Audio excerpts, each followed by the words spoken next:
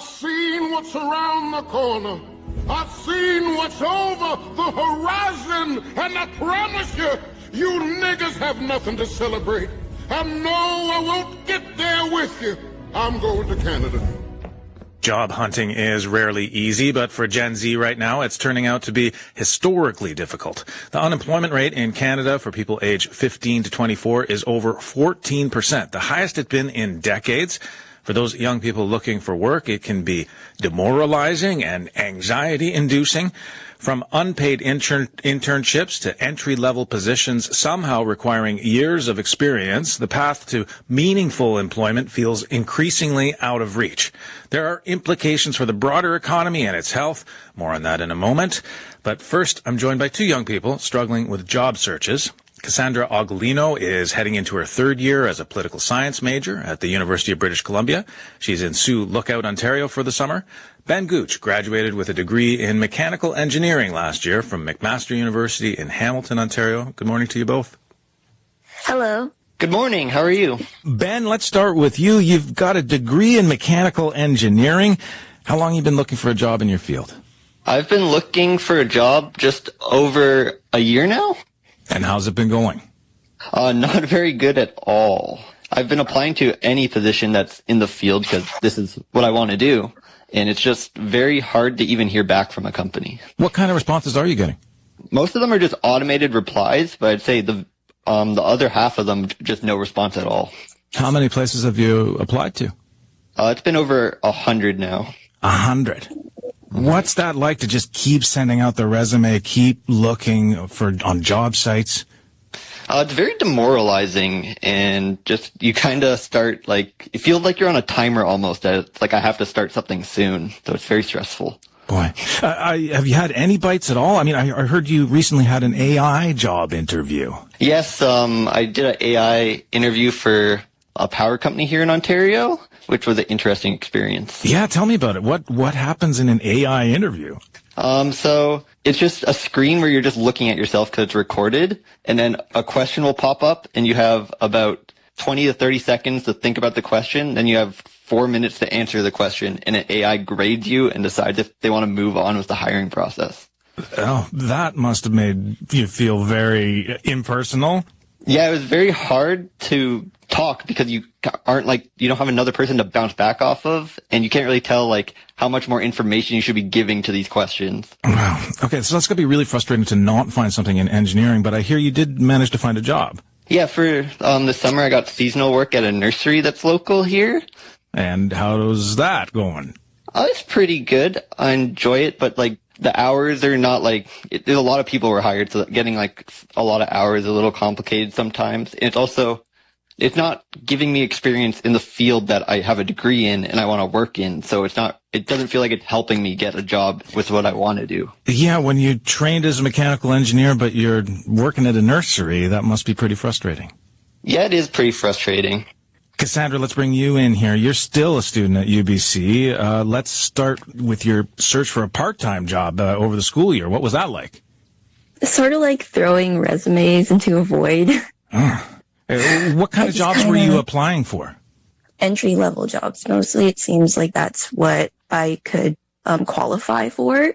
A lot of jobs that I wanted, I want to work at a law firm, so that's something that I have to finish my degree for or finish law school for.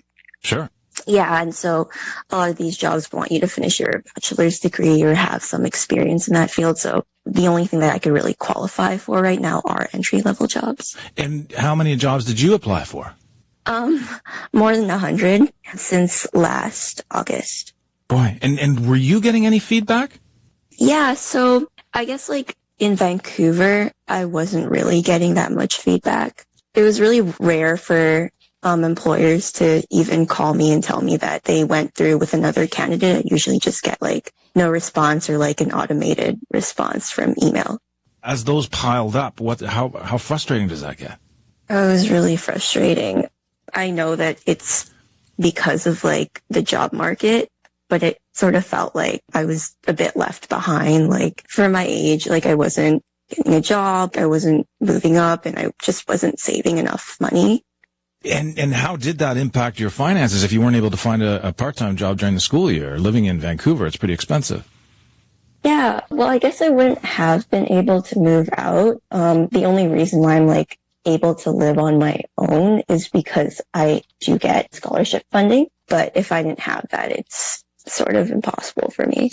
Cassandra, Statistics Canada has put the unemployment rate for returning students aged 15 to 24 in May this year. It was 20%. How hard was it to find a summer job for you?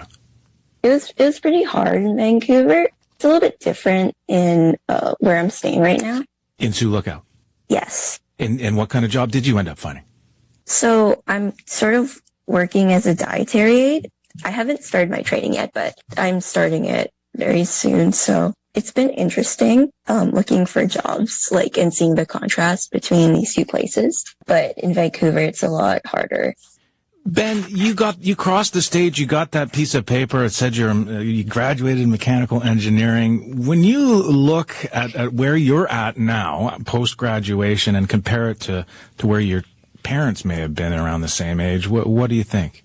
So part of the reason I went into engineering is everyone in my life told me if you get a degree in like a STEM field like this, you'll be able to work anywhere. And it feels very different from their experiences because they were able to get jobs right out of university in what their degree is. And now I am very struggling. Like, I don't even feel qualified for a lot of entry-level jobs, it feels like. And Cassandra, I'm going to ask you the same question. Do you get older folks that kind of look at and you say, those Gen Zers, you're kind of lazy. You're not hustling like we had to back in the day. Do you hear that from older people? Yeah. I hear that a lot. Yeah. What do you say to them? I'm not really sure what to say. Like, when people tell me that, I know that they're wrong, though. Just when older people tell me things like, oh, well, you're never too good for so-and-so job, just apply for it. I'm like, I do apply for it, and I've applied for more. And it's like people my age that I know are really hard workers. And so it's just the circumstance of it all that just makes it seem like, we're not wanting to go out there, but when in fact we do want to put ourselves out there and are very much trying to. And Ben, same question to you. What do you tell older people that say that, you just need to pull up your socks a little bit? It's a very hard discussion to have in good faith. I'm just giving my experiences. So it's like, this is my anecdotal experience that I'm having. And I'm trying, I feel like I am a very hard worker. I put a lot of effort. Have had part-time jobs since I started high school. And it's just, I got a degree for a reason. I paid all this money for this degree. So I want to work in this field. And it's just, it doesn't feel like it's even possible right now. I wonder, Cassandra, you're still in school. What kind of strategy do you have to find work while you're in school this upcoming school year? I think what works really great is using connections. Everybody always says that. It's a bit annoying, but it's there's some truth to that. Also, applying to a company website and then directly emailing HR or the hiring department and just introducing yourself, that worked for me. A last question for you, Ben. I mean, as you're looking into the future, your future, what do you think it might look like? It's a scary question. Right now I'm just viewing options. I'm still applying for full-time jobs, but I'm considering, do I go back to school? Do I try to get more experience from just school because I can't get job experience, to maybe try and get a job that way? Do I have to move to a different country or relocate far away from my family to even have a chance at getting a job? Which is scary because you need savings to be able to relocate like that. I know how anxiety inducing all this is, so I really want to thank you both for sharing your job hunting search with us.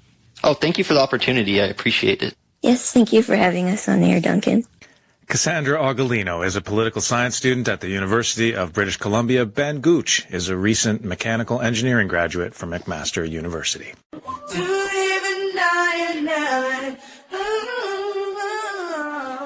To live and die in LA. 2 weeks ago, my life was pretty calm, and we were working at LA Taco to figure out what content to push out. I was visiting restaurants, I was visiting at taco stands, and I have about 5 stories of inspirational little restaurants, great food that I was going to write about. Now we can't keep up. We're overwhelmed. Emotions are high. Everybody's on the edge. Anxiety levels, emotions. I mean, it's nuts. I can't even put it into words. And now, instead of writing about food, I'm writing about everything that's happening because of ICE's raids in LA.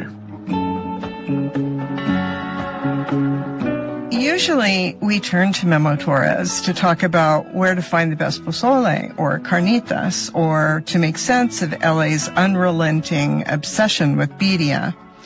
This week's conversation is different. Over the last 2 weeks, as videos of ICE agents tackling people at bus stops or handcuffing fruit vendors on street corners spread across the internet, the food landscape in Los Angeles has been terrorized by fear.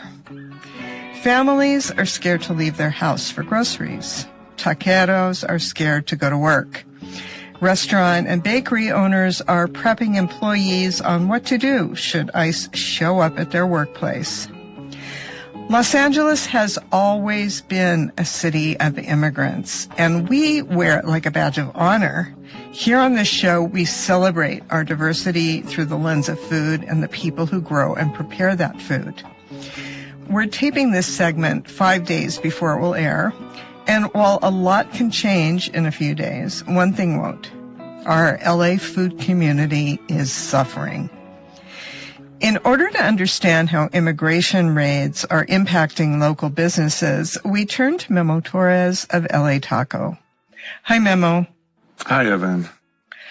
LA Taco reported that Jason's Tacos, a food truck in East Los Angeles, was raided by ICE last Thursday. 2 taqueros and 4 customers were taken by officers. What other details do you have surrounding that raid? Well, I mean, it's crazy. I think one of the craziest things about how that raid went down is that the owner, Jason, said that it took like less than 2 minutes.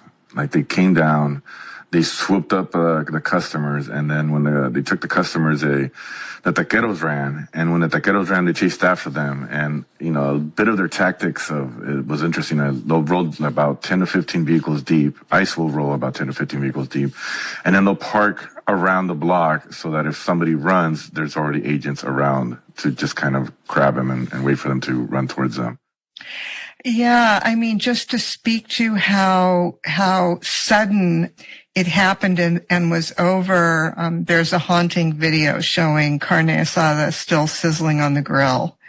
Yeah, they don't care about anything. They just people are leaving their cars. I mean, I had a friend whose cousin was taken from a gas station while the car was still getting gas pumped on there. I mean, I'm hearing horrific stories from everywhere. Do we know where the employees who were taken from Jason Tacos are being held? Were there people able to find them? He said in a recent post, which is on LA Talk, we collaborated with us. He says, finally, after 2 days, we were able to locate our friend and are looking for an immigration attorney that can help. So they took him 2 days to find him. It seems that part of what is triggering so much fear, aside from just the impact of the raids themselves, is the fact that these officials often are not presenting in a standardized way. When you talk to people who have been impacted, is there any pattern to how these raids occur, or does it feel completely random? It honestly feels very random, and you know, as I run through LA Taco's socials and look at tips that are coming in through our DMs, there's constant tips of like reports that ICE is going to be in this location, or they're going to be at that location tomorrow, or they're going to be going through Sentinel and Culver City restaurants and this and that, and none of those have actually planned out. So there's a lot of misinformation out there. How do you go about corroborating these tips and do your job amidst all of this misinformation? Well, I mean, I think that's one of the benefits of over the years as a local publication. We've built a lot of ties with lots of restaurants, a lot of community organizations, people around LA, members, and we've been able to kind of like reach out to different people in different areas who can help us corroborate information. For example, one tip that didn't pan out, we were hearing that the ICE was at Montalban restaurant in Santa Monica, or just outside of Santa Monica in the Sawtell area. It was starting to go viral, and we looked into it, and a restaurant owner that we know had also sent us a tip, and she knew the owner, so I asked her to reach out, and the owner was like, I have no idea where this is coming from. The ICE is not here. They haven't showed up. So it's things like that. There can be a lot of fear. People anxious to get information out to try to protect other people will share that we spotted him here at this intersection. We spotted him over there, or they're going this way. And then, out of fear creates more fear, which creates more chaos, which in turn helps ICE in a certain way, because I think that's one of their intentions in California, is to spread this chaos and fear, which is really hurting us economically and financially, especially these businesses. Have other taqueros and street food vendors been raided here in LA County? Yeah, so we've gotten reports of in Tujunga, they found a couple stands that were just empty, same thing, meat on the grill still. We've had reports of fruteros in Westchester, just a fruit stand just standing there alone. But yeah, these reports are coming in. How has the fear incited by these raids impacted the working people, all of the people who work in street food? And are these food businesses closing early, closing all brick and mortars too? Are they closing altogether? So a lot of taquerias, taco stands out in the streets closed when they heard the news about Jason's Tacos. And, we have a list of about 12 or something like that that Janet Villafana compiled on LA Taco, but they can only close for so long. Some of them I've seen, like Brothers Cousins, for example, closed, but then he came back open. Some other ones have remained closed. Everybody's being super cautious, but the reality is that they can't afford to stay closed. They're stuck between, not feeding their families or risking getting picked up by ICE. For example, like speaking of Jason's Tacos, those 2 employees they had stopped working and they needed the money, and they're like, okay, we need to work. So Jason put them back out there, and they risked it and literally got picked up by ICE. So it's a tough position for a lot of these employees. For me, it's also, especially heartbreaking because, it's been noted that earlier this year, many of these vendors were feeding families impacted by the LA wildfires.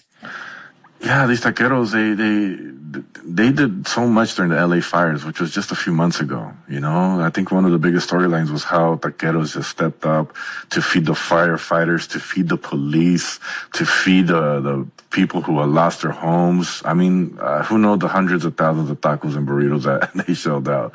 They're good people. They're people that love LA. LA loves them. There's a very symbiotic, unified relationship. You can't think of LA without thinking of the street vendors, the taqueros. And I think LA has really been affected by the fact of these are our people. These are the car wash people, the people at Home Depot, the people who sell our food, who bring the culture, who stand up for LA when LA needs them.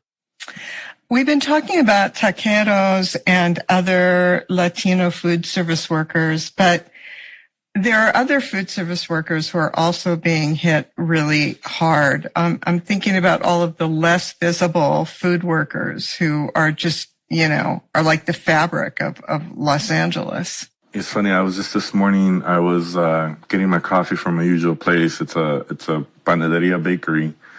And I was asking, like, how are you guys doing? They're like, I think almost every business I've talked to is down about 50% in sales right now. That's the common figure I hear, 40, 50%. Apart from that, they're having to cut hours short to employees. So employees are working a lot less because there's less business. And then apart from that, it's not even the fear of ICE going into their restaurant that's impacting them. Morally is the stories from their customers. So I've been hearing from these restaurant owners how some of their clients work at the hotels, and they're saying that tourism is down. There's nobody checking into hotels. So their hours are getting cut short. I'm hearing how people are just traumatized, the people that interact with their customers, hearing the stories about my cousin was picked up, my mom was picked up. And so what a lot of these customers are doing, they're just ordering food and they're going, instead of staying in the restaurants, they're going and picking it up and running back home because they're afraid to be out. It's really affecting us heavily in almost all aspects, social, economic, culturally, business. I mean, it's really dampening down the city. If our listeners want to support these food businesses that have been affected, what are some of the best ways they can help?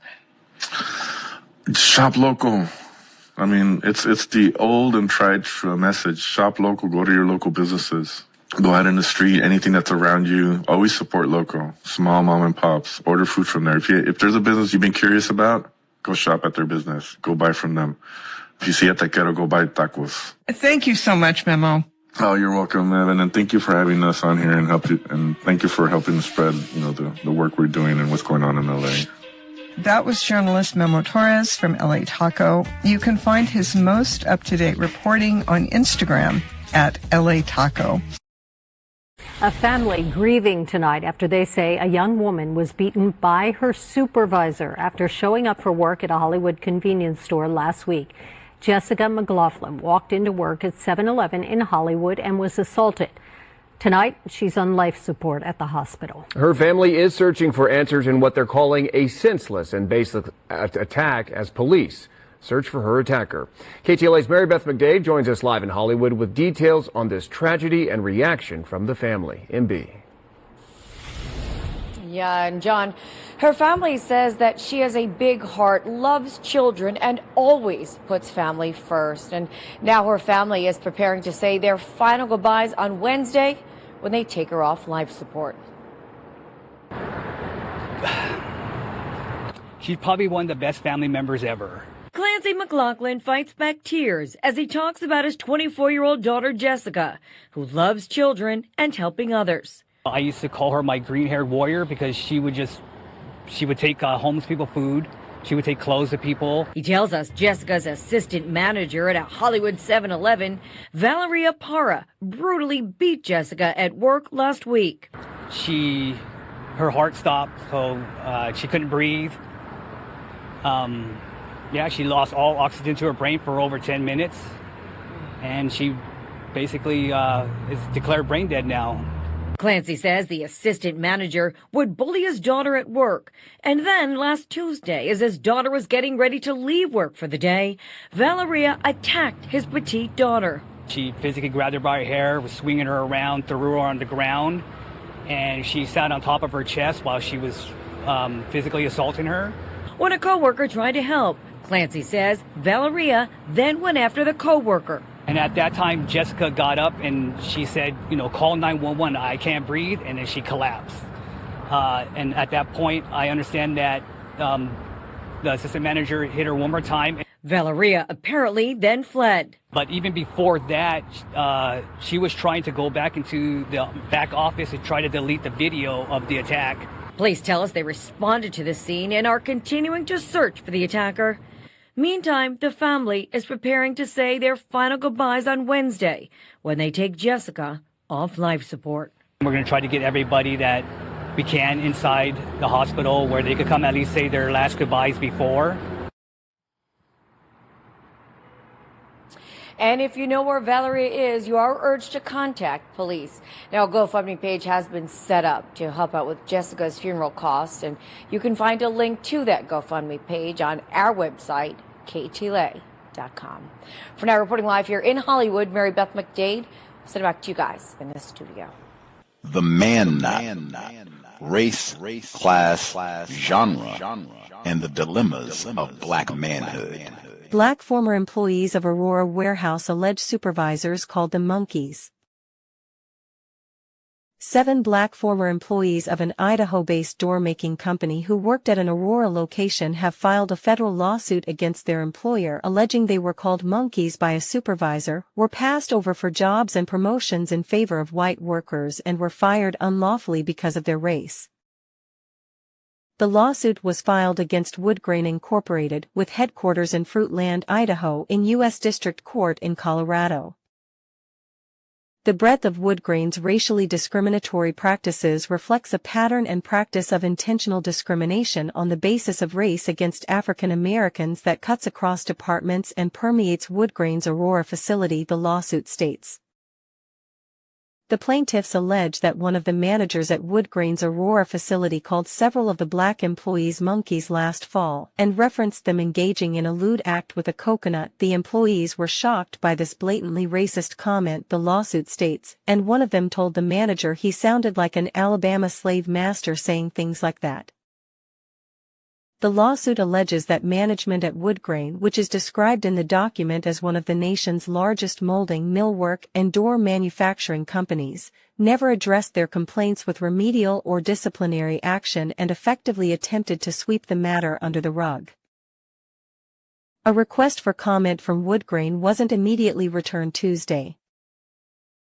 Plaintiff Ron Lamb, a production manager with Woodgrain, told the Denver Post he had worked for a prior company, Trimco Millwork, for nearly 10 years before it was bought by Woodgrain in late 2023.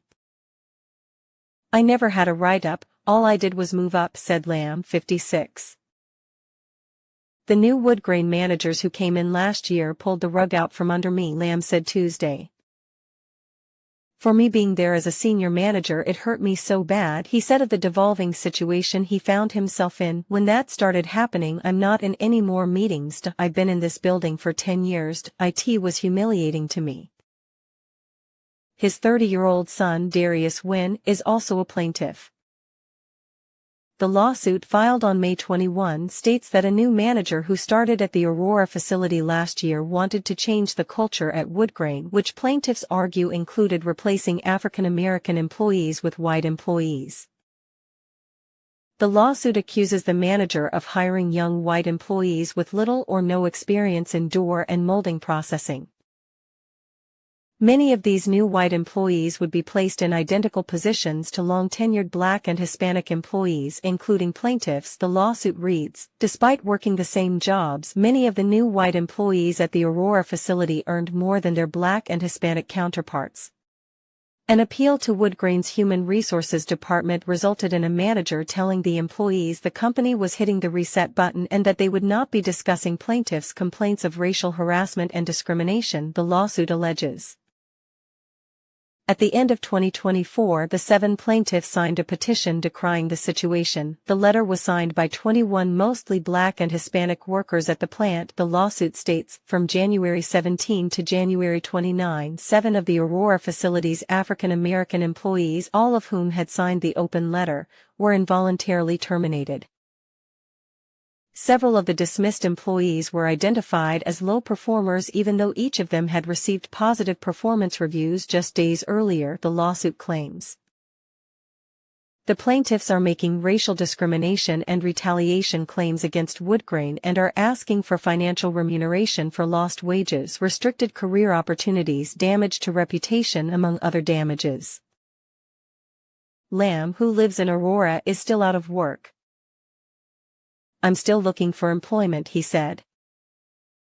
Get more Colorado news by signing up for our daily Your Morning Dozen email newsletter. Black brother say he's still looking for employment. In Fruitland, Idaho, right next to Colorado. All that is kind of next to Washington State, if you want to be truthful. I have been to Idaho before. Thank you. Fruitland, Idaho, I have not visited and don't think I'll ever go. Why you say that, Gus T? Fruitland, Idaho. A teaspoon. Over 6,000 people total population in Fruitland, Idaho. 0.36% black. In Fruitland, Idaho. The most important number there is 0.36% black. Out of 6,000 people in Fruitland, Idaho, the 2020 U.S. Census says that there are a total of 22 black people in Fruitland, Idaho. I think they say there's about 7 of them are in the lawsuit with the Woodgrain business and being called monkeys and fired and all the rest of it. So I guess the other 14, they're prisoners in Fruitland, Idaho. That's 3 consecutive days. The racially restricted regions. They probably look around and went, what are you niggers doing out in Fruitland, Idaho anyway? Who told you to come to Fruitland to get a job? Get on back over in Milwaukee, See if Cavalier Johnson get you a job in Milwaukee. That's Cream City. See? Yeah, he's mayor out there. Yeah. Anyway, neutralizing workplace racism. Thursday, July 3, 2025. So I have been told, call it July 4th Eve, I guess, in some parts. Is that a thing? I don't know. I know for myself, July 4th being on a Friday, the whole so-called holiday weekend probably start today, especially if you're someplace like Seattle where they had nice weather. Oh, man, let me get it in right now. Sobriety would be best. They'll probably have sobriety checkpoints out. Speak of Milwaukee. Oh, man, they'll have the drones, the cameras that can read the license plate, facial recognition cameras, maybe. I don't know, depending on where you live. But if you're in the U.S. and they're going to be doing the shindigs and the jamborees, and we got to get down and do the watermelon jig because it is July 4th. Woo! I would be inside. That's my plan. I'm going to be inside. Not going out, not gallivanting. I'm not doing no street barbecues or none of that. Be inside. Now, if you got younger folks, you want to go to the beach, have fun, frolic with your friends, be codified. I would be very alert about your surroundings. Really, I would try and avoid big groups. There's been so many. Every summer, you got kerfuffles and brawls, people mad about the outcome of the Diddy trial and all the rest of it. You got the ICE raids. I would try to avoid big crowds because people act a fool, especially if they get liquored up and all that. You want to get through this weekend. No brawls, no fisticuffs, no arrests. If you woke up July 3, you had 10 fingers and toes. When we get to the beginning of next week, on Monday, you should have all 10 fingers and toes. Should, ooh, we got the twirly fireworks, and boy, I didn't let. Or we were out driving, had Teaspoon of Mad Dog 2020, and we got pulled over about 1:30 in the morning. Sobriety would be best. We're victims of racism. We don't really have nothing to celebrate anyway. We got problems, lots of them. Neutralizing workplace racism, back, right? Normal schedule. So 2 in a row, normal time, Thursdays, 8 p.m. Eastern, 5 p.m. Pacific. Can always lock it in. We're at the same time. We don't do no flip-flopping and changing and all that. Just brief hiatus, and it was brief, for me to cover the Shadi C. Robinson murder trial. Got that done. Back on the grind. The number, not for spectators, especially. You have figured out they don't abuse you on your job. You go to your shift and they don't snatch you around by your hair and beat you down and assault you. You don't have none of those problems. They don't call you a monkey on your job or no other names. They call you by your correct name every time. You get a correct salary. In fact, you get all your raises. You're not even like non-Clemson dad. You come in, you work hard, you are competent, they give you a raise, a well-earned raise, no less. You get all your promotions. You get sparkling performance reviews. They don't sabotage your computer. They don't mess you over. IT doesn't come in and humiliate you. You are a valued member of the plantation. If you figured out how to do that, let us know. We're begging on bended knee. The number 720-716-7300. The code 564943 pound. Press star 61 if you would like to participate. The number again 720-716-7300. The code 564943 pound. Press star 61 if you would like to participate. The email untiljustice@gmail.com.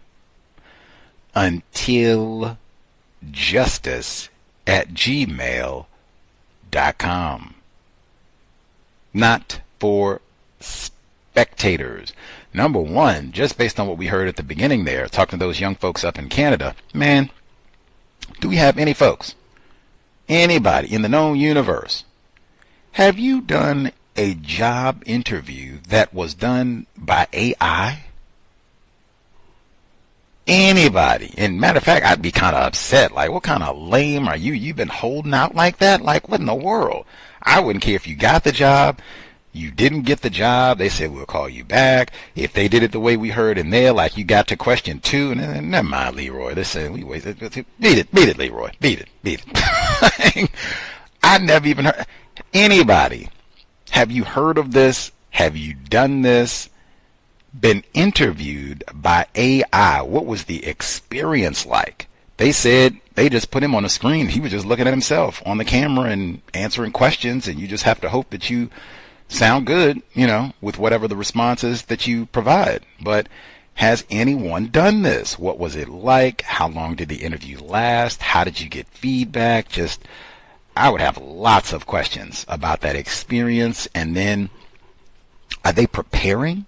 Like, people that do job training, Job Corps, anything of the sort, you're in college, are you, do you get opportunities to try that out? To do like hey, let's go and get a trial interview, and we'll have AI, pitch you the questions so they can let you know what types of things they're looking for, what to say. What does the AI, does it pay attention to your posture? Can the AI see if you're wearing like pajamas for the interview? Like, do you get points? I would have lots of questions for people who have done that, prep for that, lots and lots and lots of questions. That's another one. If you are an attempted parent, oh my God, that is another one to talk about with your offspring, especially if you got teens and they're heading out, job force, even if they're older in their 20s or such, like, WTF? What? And you can't even help too much. You would have to, hey, I'm still learning, because I know they didn't have no AI job interviews in the 70s or even in the early 2000s. So mom and dad, we have to go, study this together, because I ain't never even heard of that. Wow. Whew. Brave new world indeed. Some of the other audio that we heard, and folks can let us know if they have any of those tacky with 4th of July barbecues. If you got to work tomorrow, or y'all going out, they're going to do a picnic, and maybe they have, fireworks at the workplace. Who knows? Let us know if you're doing any of that. Codify if you got to be. The number one code is, I'm not drinking no liquor. You're not going to have me out here sipping Mad Dog 2020 with my coworkers and then have me acting a fool, and they put that up on the company website and use that as justification to deny me a raise. But let us know if they're going to have any of those holiday picnics and such on your job. Now, the audio that we heard, we started young people up in Canada.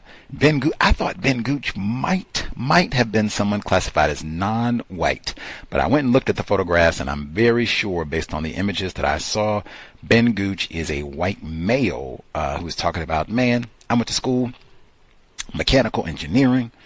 I'm all excited, think I'm going to go out and do some building and planning, and now I'm working at the nursing facility. What? And they don't even give hours right. Man, Ben Gooch sounds a little frustrated about things. Like, man, this ain't what it's supposed to be. Man. He was the one who said, he had the AI interview and said, man, that was real confusing, because you don't get feedback and you're not really talking to anybody, and they have a picture of you. It's just the video of yourself talking and answering these questions. He said, it's just, man, I didn't have no human feedback to bounce off of or nothing. In addition to, oh man, it's terrible. We're just sending out all these resumes and it's just going out into the void. Now, they had a young white woman on that interview as well. Now, Anna, she said, hey, I rely on the network. What network is that? I suspect the system of white supremacy, because it sounds like we got more of that cronyism, nepotism, folks that they can hook you up, that sort of thing. White people have that network, or even in tough times, they're going to be all right.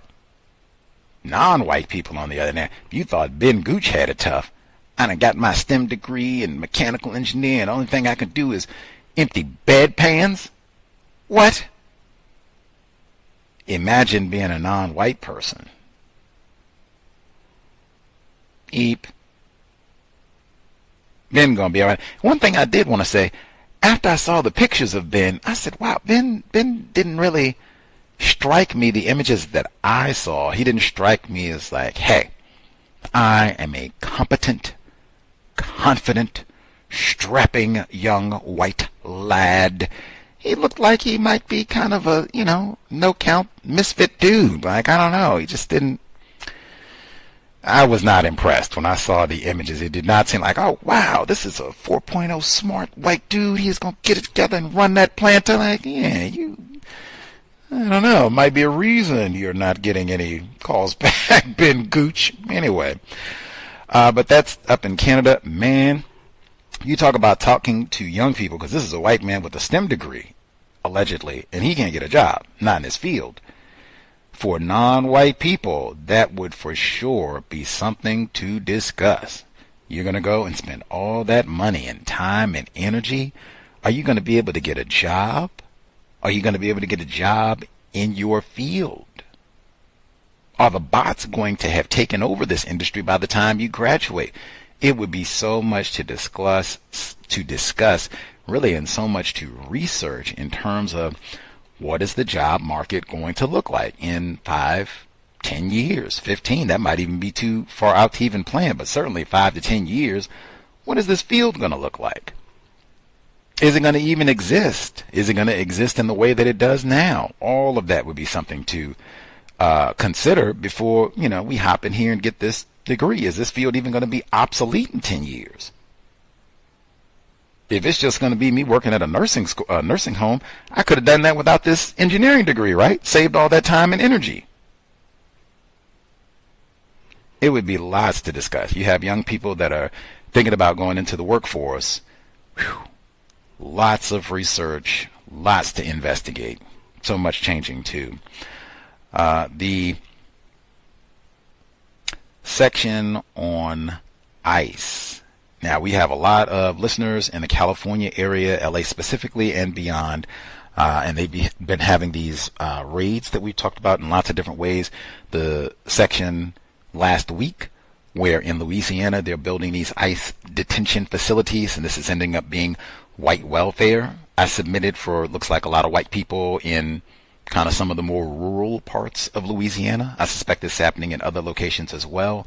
But they were talking about, man, we got all these folks who do the food trucks and the fruit stands and such, taquerias in the LA area, scared to go to work or being nabbed and detained at work. They said they were even nabbing some of the customers. Which I like, wow. Like, I guess anybody would be concerned, but dang, you can't even get in line to get something to eat. Let's go. Dang. Now, I know we have, a substantial number of folks who say, hey, I do not care. System of white supremacy, it is black, get back. And though they may be not white, the people that are being detained by ICE, they are not in love with black people. They are not about replacing white supremacy with justice, and or they may be here illegally, as they say. That may be true, might be true on all accounts. However, if they are not white, I would still submit this is an act of white supremacy racism, and even beyond all that, the hypocrisy of white people, because this is a substantial number of white people who will go out and whine and cry and might even roll around and do some of this protesting in LA and other locations like Seattle. They had some of that here too. In Milwaukee, they were doing that while I was there. Might seem like, oh man, it's awful what you're doing. You snatching up Pedro, Miguel. That's awful, man. Stop doing that, man. Detaining these folks, and they're just trying to make a living, making tacos for us and running the food trucks in LA and rebuilding from the fire in LA. All the rest of it, man. And you're still practicing racism. And this has been such a long-running, tacky argument with white people. Said, we don't want these people here. We want them here. We need them. They do all this work on the cheap that we don't want. And why don't we figure out a way to get them here legally if you're going to do the work? And they do this sort of thing for the longest and act like, well, we just can't get it resolved. If you really didn't want these folks here, they could have done all this rounding up a long time ago, done it efficiently, done it by law too. So, hey, we did it by the books, due process. This is what it is. You can't be sneaking over here and blah, blah, blah. They could have done that a long time ago. That's not what they want. They want the tacos. They want, Miguel to come over here and pick that lettuce. Get those cherries up in here in Washington State. They want all that on the cheap. Matter of fact, you come over here illegally, for sure, that makes you even more vulnerable. We pay you even less, This is what they want. They being racist man, racist woman, racist child. Probably even the ICE detentions. This is what they want. Jobs to get. Hey, you can't get a job in mechanical engineering, but you can get a job at an ICE detention facility. Probably good benefits too. Facts. Let's see. The report Jessica McLaughlin. Now, I don't think this is a non-white person. Just, transparency, as they say. I saw a lot of images. This is the case where the 7-Eleven worker was beaten to death, literally. I do not think Jessica McLaughlin would be classified as non-white. I think she'd be accepted as a white person. That said, oh man, she looked very young, and have a young person, one of their first jobs probably, working at 7-Eleven, convenience store, and being beaten, killed eventually. All of this just daily abuse and hair grabbing and smacking. I'm going to sit on you till you can't breathe. Eric Garner, George Floyd, long list of those. Man, no, I wouldn't care if it's 7-Eleven. I wouldn't care if it's President of the United States. No job is worth your life. I keep saying it should be at minimum.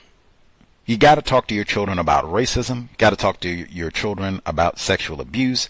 And specifically, you have to talk to your children about racism and sexual abuse in the workplace, area of labor. Mandatory.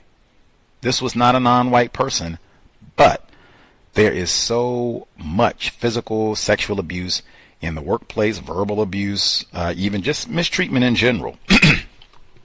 Unjust treatment. You really have to have non-white people prepared to speak up. I say all the time, the black self-respect, speaking up. Certainly if you're being abused, that is a safety issue.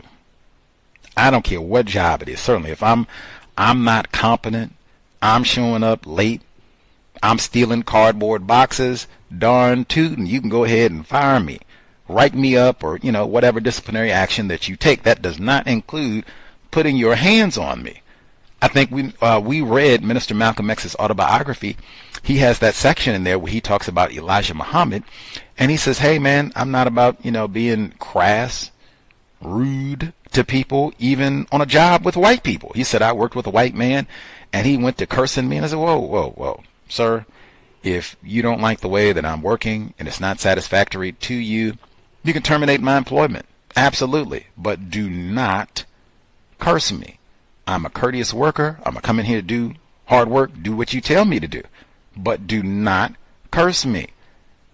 Black self-respect. Do not put your hands on me. And if that means I have to leave this job, you can file a report about that. It might even be, in some situations, filing a police report. Let's do all of that. Let's do all of it. But we can get another job. Might be tough and all the rest of it. But I mean, hey, 7-Eleven, it's not like I don't think for most of us that's going to be a dream job, working at 7-Eleven doing Slurpees. So we can get another job, even if it takes time. You can get unemployment or what have you, but no job is worth your life. And make sure young people first starting out, like I said, in the system of white supremacy racism, people that are vulnerable, and that would include young people because their brain is still developing, they're immature, they're inexperienced, is so much they don't know. These are people who are extremely vulnerable to all sorts of abuse in the workplace. That's why they like to get all those undocumented young non-white people, 12, 13, 14, have them cleaning up chicken guts at these big poultry plantations all night long. Instead of school, they picking up chicken gizzards off the floor at 3 a.m. Vulnerable, can't say nothing, don't know no language, and then the brain computer ain't even formed yet. All of it. They love that. So talk to young non-white people. Nothing is more important than your life. Nothing. No dudes you fall in love with, no job you fall in love with. Nothing is more important than your life. Deuces to 7-Eleven. Somebody grabbing you and smack. And for what? What did you do? I was embezzling, the Slurpee secrets. Like, come on, man. For working at 7-Eleven? Come on. Let's see. And then the last report. Fruitland, Idaho population a smidge over 6,000, 0.36% black. Again, the U.S. 2020 census said 22 Negroes in Fruitland, Idaho, 22. Now, you heard everything that they were subjected to. I would ruthlessly document all of the name calling. They bring in all these white people. Now, some of that might even be financial. When I say you bring in all these young, inexperienced white people, where you have all of these black people who are veterans. I don't mean like military veterans, although they may be. I mean like veterans. They have experience. They have the know-how. They worked here for a decade, maybe longer. Maybe they even got experience working other places before they got to Fruitland too. You might have to pay them, especially if this is, a just and the salaries are commiserate with what your experience and know-how are. Like, oh man, we might have to pay all these Negroes a lot. They got seniority and everything too. Like, oh man, as opposed to we can go get some no-count white people and hey, we can start them way lower on the salary. Now, apparently they even skipped that because they started paying the white people more than the black people. It still might have been a financial thing. And racism, certainly, we don't want to promote and, pay these black people appropriately. And we can look out for, and these might be their white cousins that they were hiring, white nephews that they were hiring, white nieces, I don't know. But other white people, we can hire them. We can pay them more than the Negroes, even though it might still be lower than what we would have to pay these veteran black people who are very well trained and have lots of experience. It might be that sort of thing, too. Double whammy of racism. But they said they're doing all the name calling and the typical, they get passed over and bring in white people who've been here half as long and they get, double the salary and twice or half the time. That type of thing. Very common. I do appreciate that this is like a class action. It's not one individual black person. I think you can do better if it's a group effort in the workplace, especially if lots of individuals, victims, have lots of data about pay discrepancies, promotion discrepancies. I think they said that a number of these black employees, that they had great reviews and, they've been doing great work there, but they're not getting promoted, paid like these white people. If you got where you can show a pattern and practice that this is not just Leroy, this is widespread, where they abuse and mistreat black people in this work environment, and then bring on these unqualified white people to do whatever. This is one of those that, since it's a class action type thing, these black people might be successful, but it'll be one of those where the company says, hey, we admit no wrongdoing and blah, blah, blah, and we'll settle, give them $500,000 or whatever it is, get them the hell out of Fruitland, and then we'll just move on. We get rid of these 7. Now we'll just have 14 Negroes in Fruitland. Anywho, the number 720-716-7300, the code 564-943 pound. Press star 61 if you would like to participate. Email untiljustice@gmail.com. Let us know if we got any folks who did the interview with AI. They're asking you the questions and deciding, I guess, whether or not you're going to move on to the next round of interviews, or if that's all it for you, buddy. Let us know if we got any folks who participated in that. I'll say really quickly as well, I think it was last week, I said, if you are a non-white person in the workplace, my recommendation is, if you see a violation of policy and procedure, report. That would be my suggestion every time.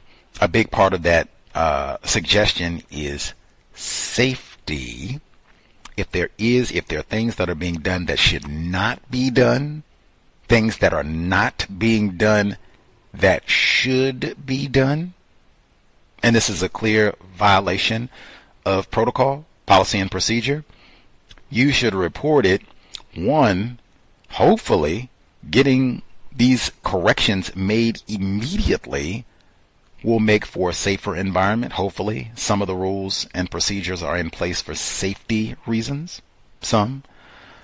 Two, I've seen enough situations and even scenarios that I've been personally involved with where once it becomes known, oh, wait a minute, there are violations of policy and procedure, the black person will be blamed.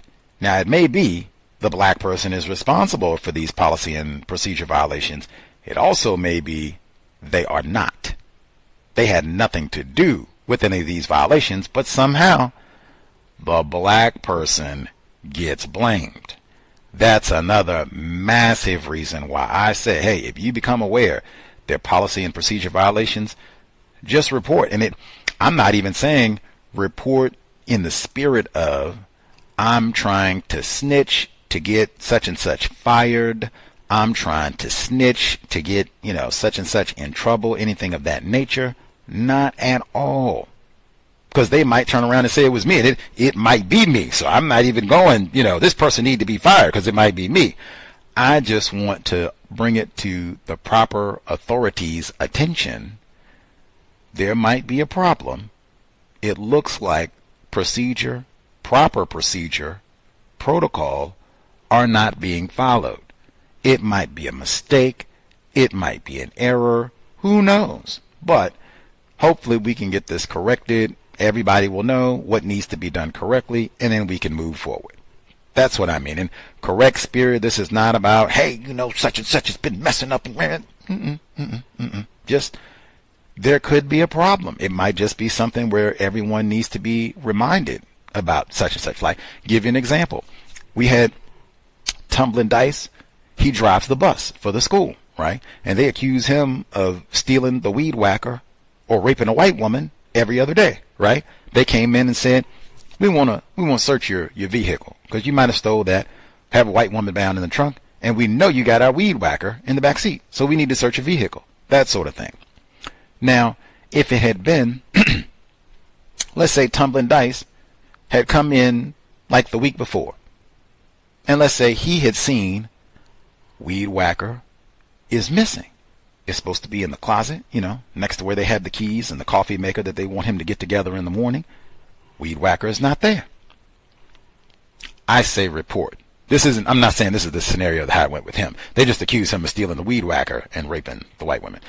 But if you see the weed whacker isn't there, I'm going to go report. I'm not going to say Ted, stole the weed whacker. He had been eyeballing it for a while and I know he needed it. No, just bringing it to your attention, ma'am, sir, folks in charge, generally white. The weed whacker is not in place. Hopefully it just got misplaced. It might be something where it just got placed in the wrong closet. Innocent mistake, no criminal activity. You just need to put it back in the correct location and then let folks know that the weed whacker lives right here. Try to get it back in the correct spot next time. Let's go all bit back out, do a hard job, keep these children safe. Whoopee! That sort of thing where I'm not coming in the spirit of getting anybody terminated or even in trouble. Really, just, weed whacker isn't there. Let's get that back in place and then we're back to work. That's all. That's something that I think people, hey, we're still in the system of white supremacy racism, but at a minimum, like, okay, this nigger is not coming up here to start trouble. If anything, this nigger is trying to stop a problem. That's the spirit. I'm trying to correct a problem, make sure there's no trouble. We can keep on moving smooth. Hopefully smooth to a raise and a promotion for yours truly. Even that's the sort of thing that they can bring up, right? Raise time, promotion time, performance evaluation time. Not only he's not out here breaking rules and stuff, tends to let us know when there might be a problem. Proper procedure might be violated. He lets us know so we can nip it in the bud before things get out of control. Kind of like that. Maybe keep that boy around here. Keep that gal around here. That's what I'm saying. It's lots of reasons why I can think. Go ahead and report.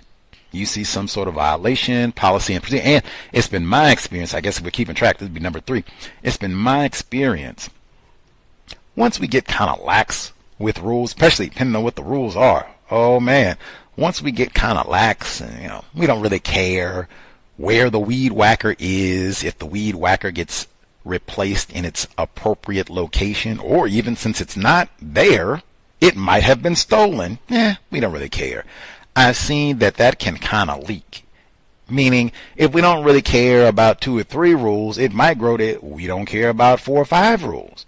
We don't care about 7 or 8 rules. We don't care about any of the rules. I have seen that. So, and again, when they do decide, oh, wait a minute, we do have these rules, maybe we ought to enforce them.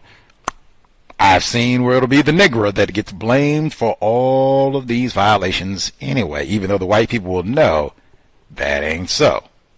But we're going to blame the Negro anyway, racism. So, report violation, unless, somebody can see a flaw with that or reason not to, let me know. But I am an advocate. If you see violations in the workplace, and it's not in the spirit of snitching and blaming or anything like that, just reporting the problem, hopefully we can get it solved. At minimum, maybe it's just letting everybody know this needs to be done in this manner, or we need to stop doing blah, blah, blah, policy and procedure. Policy and procedure. That's it. Let's see. I will nab one email. See, folks are spectating a little bit there. Or now, see, I know it is sunny out here in the Seattle area. Let me give our temperature check to my brief spin as a meteorologist in the Pacific Northwest. So it's right at about 70 degrees out here. Lovely day. Sunny. It was cloudy for a little bit, but all that broke around 12, 1 o'clock. Just not super humid, not gargantuan hot. Just beautiful. And in fact, very much in line with the July 4 tradition that I have experienced. I know today is July 3, but my experience, one, they say in Seattle, summer does not begin official until July 4th. They say that this is one of the reasons, daytime high today of 70 degrees, which is a little bit cool for July, but Seattle is known for not having the most warm weather in the summertime.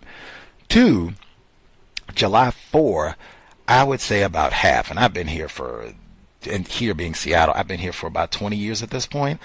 I would say about half of the July 4ths that I've experienced in Seattle, the temperature has been about 70 degrees.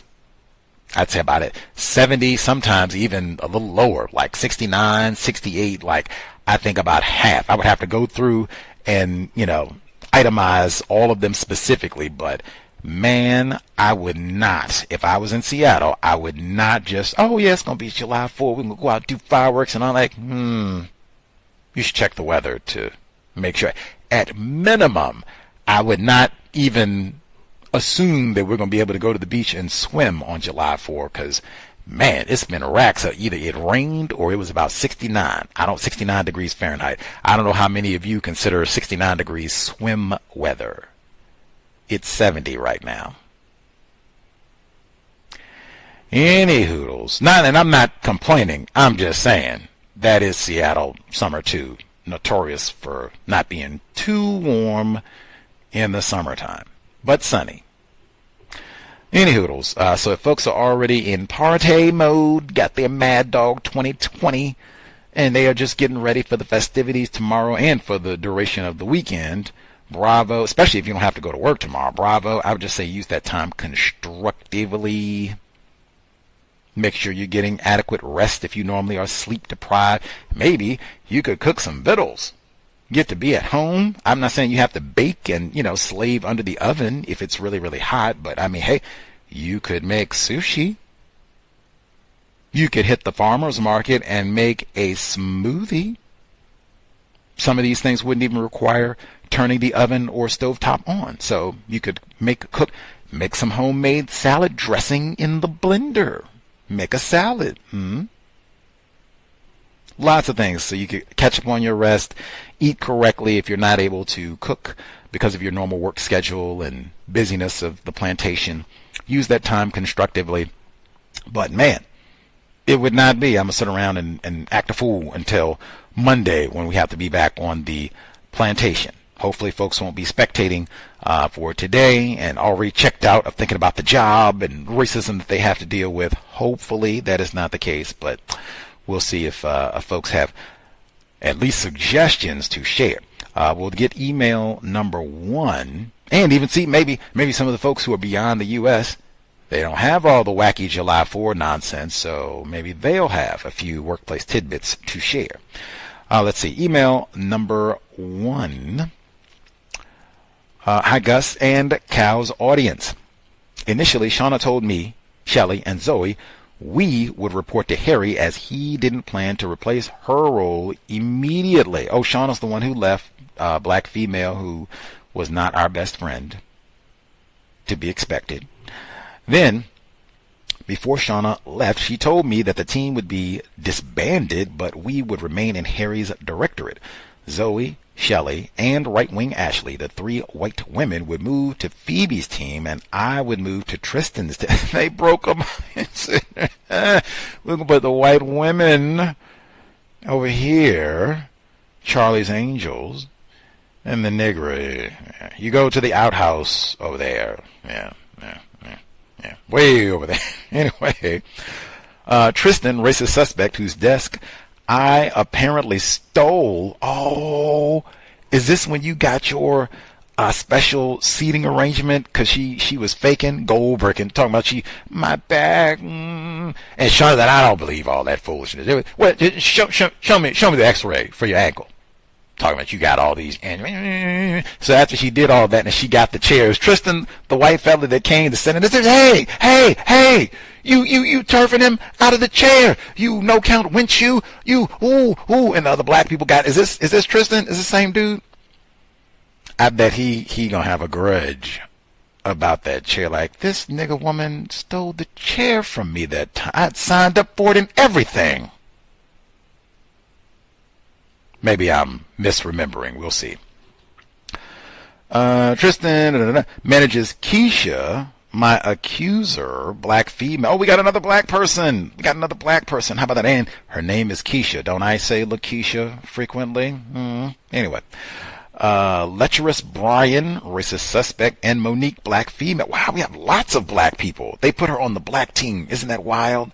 They put her on so they got the white team, all our white people, and then the niggers with Keisha and Monique and LaKeisha, and I think Leroy might join you all tomorrow. Just put all the niggers. Yeah. Shauna kept saying that the split was purely based on workloads and capacity. And incidentally, they get Shauna, black female, to be the one. Nobody's practicing racism, and I know it just looks like we put all the white women together and then threw all you niggers over there, but that's not what we did. Get that out of your mind.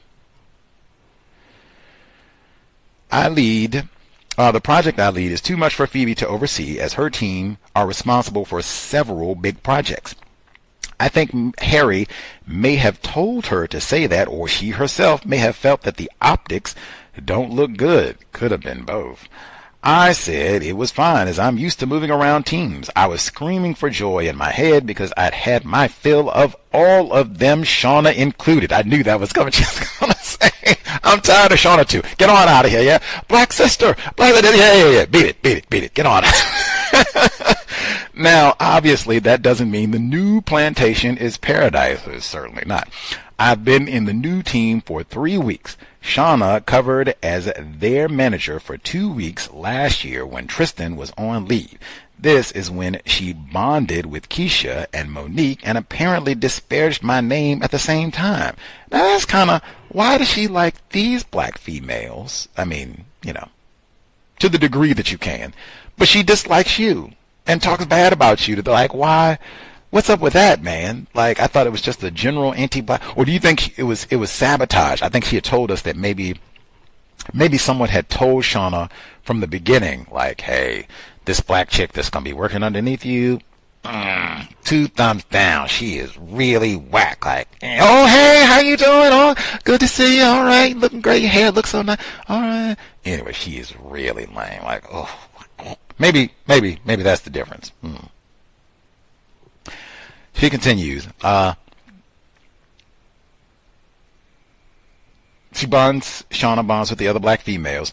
There's an element of hostility whenever I interact with them. Oh no. Although now I'm in the same team, it's covered with fake smiles and more pretense. Maybe it's the same dynamic where Shauna told them, she's lame, watch out. And so then they hear that, like, oh yeah, we heard about you. Get on up. I shouldn't laugh. Sorry about that. That is not funny at all. Sorry. Woo! Sorry. Get it together. My bad. Stop. Sorry. Hey, say to Gus, you're going to sit up and you wonder why people don't want to share. You're going to sit up and snicker, think it's funny. Black people reject us and we sit there and have that anti-blackness. And, well, sorry. Okay, let's continue with the email. Let's see. Woo, I'm gonna you have to laugh to keep from crying with some of this. Let's continue. Monique is particularly trifling and excels in anti-blackness. What am I to say? Didn't we just have Juneteenth? Marcus Garvey is rolling over in his grave. Interestingly, I met her at the start of 2022 on a DEI course funded by our employer to encourage non-white people to aspire to senior leadership positions. When she was promoted to the role that she's in now, I messaged her to offer my congratulations and any support she needs as she gets up to speed. So, she knows firsthand the sort of person I am. Shauna joined her over a year later and they are close. I can tell.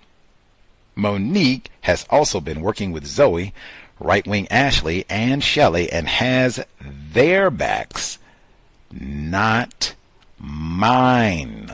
I will say,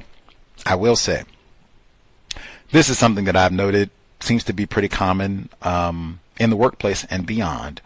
The anti-blackness, and then the same people who excel in anti-blackness, they will be cool in the gang with. Not all white people are racist. Fist bump, Zoe. Fist bump.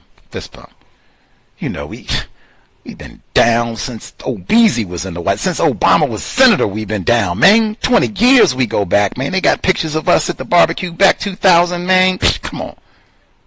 Not all white people is racist. I love me some Zoe. And Ashley.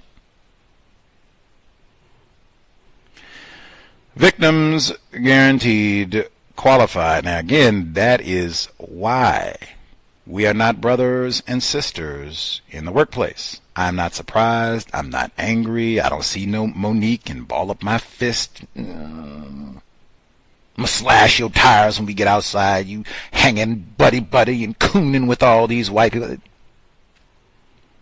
Really, that is to be expected. I didn't expect that we were going to be homies. We were going to hang out on July 4th. We were going to swap vegan recipes, what we can grill. You put that zucchini on the barbecue. But none of that. I didn't think that at all. I thought, yes, she'd be best friends. She's not going to hang out with me tomorrow. She's going to their cookout tomorrow, at their house tomorrow, to talk trash about me tomorrow. That's what I expect. Shauna might be there too. She continues. I had a query which Shauna, who was still managing the team at that time, said I should discuss with Monique as it ties into her work. She didn't suggest I speak to Zoe or right-wing Ashley, who were also working with Monique, as I guess she knew they couldn't answer the question. I thought she just wanted you to, do your soul power thing, like reach out to the niggers, maybe. I focused on my objective, reached out to Monique to arrange a quick chat about the matter. Monique emailed me back, partially answering my question, and suggested I speak with Zoe and right-wing Ashley as they are developing a project involving some of the people I was asking about. I was in their team, so why should I need Monique to tell me about their work? As soon as I read that, I knew what was up. But trying to avoid conflict and irritation, I clarified why I was asking and that Shauna suggested I speak to Monique, but there's no need to meet if her project had been paused. As I was drafting that email, I got a Teams message from right-wing Ashley asking if I was planning to meet with Monique and was it to do with the project I lead.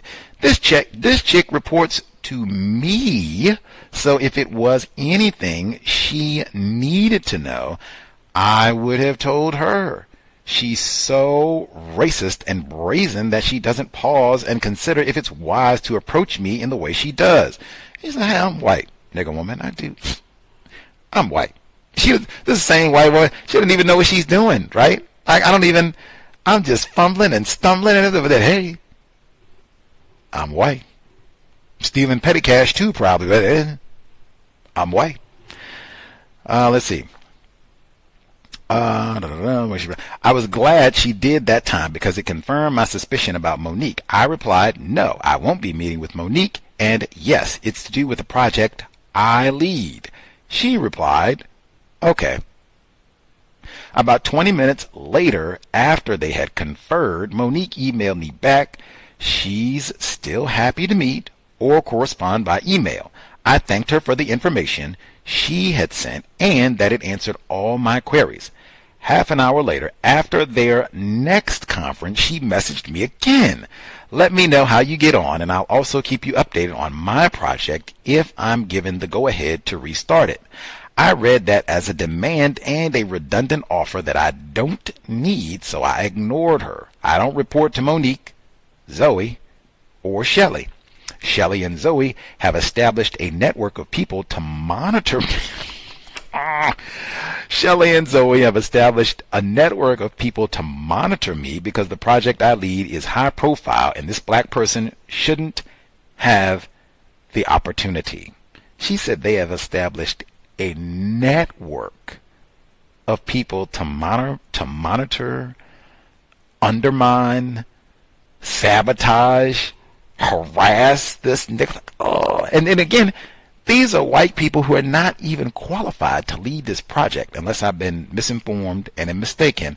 These are like kind of no-count ignorant race soldiers, at least about this project. They're not the most competent. And this nigga woman is in. Let's see if we can get some other folks to watch in and check and do it. And it seems like they do this sort of thing on a regular basis. Sometimes they'll get other non-white people to come in and just watch over and hover and ask questions and micromanage and sabotage. Like, woo! The time and energy, right? You could be putting that time and energy into working on your own skills so you'd be more competent. Nah. Just want to sabotage the nigga. Sounding Obama-esque, doesn't it? Even though that was a nigger male, but still. We want to see her fail. And waste her time in the process. They love that. She continues. All of that happened a few weeks ago. Last week, I presented my work to my new team, including Monique. I met with Zoe that day before to discuss the query I had raised with Monique for strategic reasons. I wanted to head off any comments she might make about Zoe and right-wing Ashley feeling uninformed in front of Tristan. Turns out Zoe and right-wing Ashley's project idea had been stopped as it wasn't a priority. But I met with Zoe anyway to discuss right-wing Ashley's performance. See there? That's what I said. I thought these folks are not even competent racists. Like, come on. Zoe, being the slippery racist suspect that she is, mentioned that right-wing Ashley was upset a few weeks back because the query I'd raised possibly overlapped with their idea. It didn't. See, even that word, possibly. Like, she's mad now. Does it overlap or not? And if it doesn't, are you upset for no reason? Are you practicing racism? It did not overlap, and I don't need their permission either way. She explained Monique happened to mention it in passing, but didn't realize right-wing Ashley would be upset about it, end quote. That right-wing Ashley had mentioned her concerns to Zoe, and that she had told right-wing Ashley it was none of their business.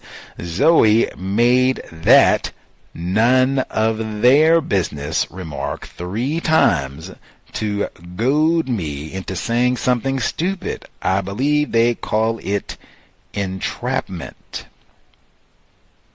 Come on. Come on. Come on. That right there, composure. And sometimes, that's why I'm such a big advocate, it is best to say nothing. Frequently, it is best to say nothing, especially no question has been asked and they're just in here, oh man, oh Ashley, she was upset and she thought it might have could have been that the ideas overlapped a little bit, and we made sure to say it's not really any of their business. I made sure to get that in. It's not any of their business and they don't really have anything to do with this, so we just let it go there. That might be a great one to hit them with the fuller.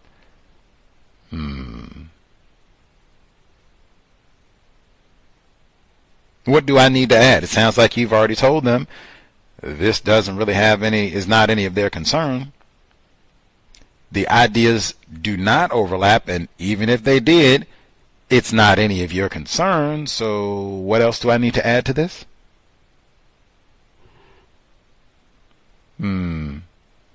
That's why I said too, she might have had the Alexa ready to roll. Like, yeah, go ahead. Get on them. Say something. Call them a name. Yeah. And I'll have it.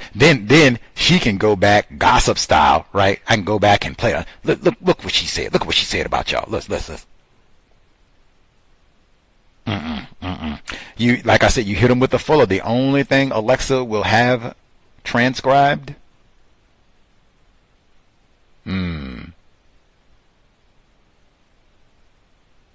Thank you for telling me. Have a great day. Great 4th of July.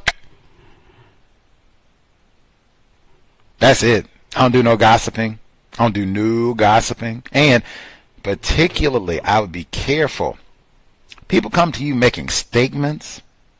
Ain't no question, but they come making statements, dramatic statements, and talking about other people, but it's just statements.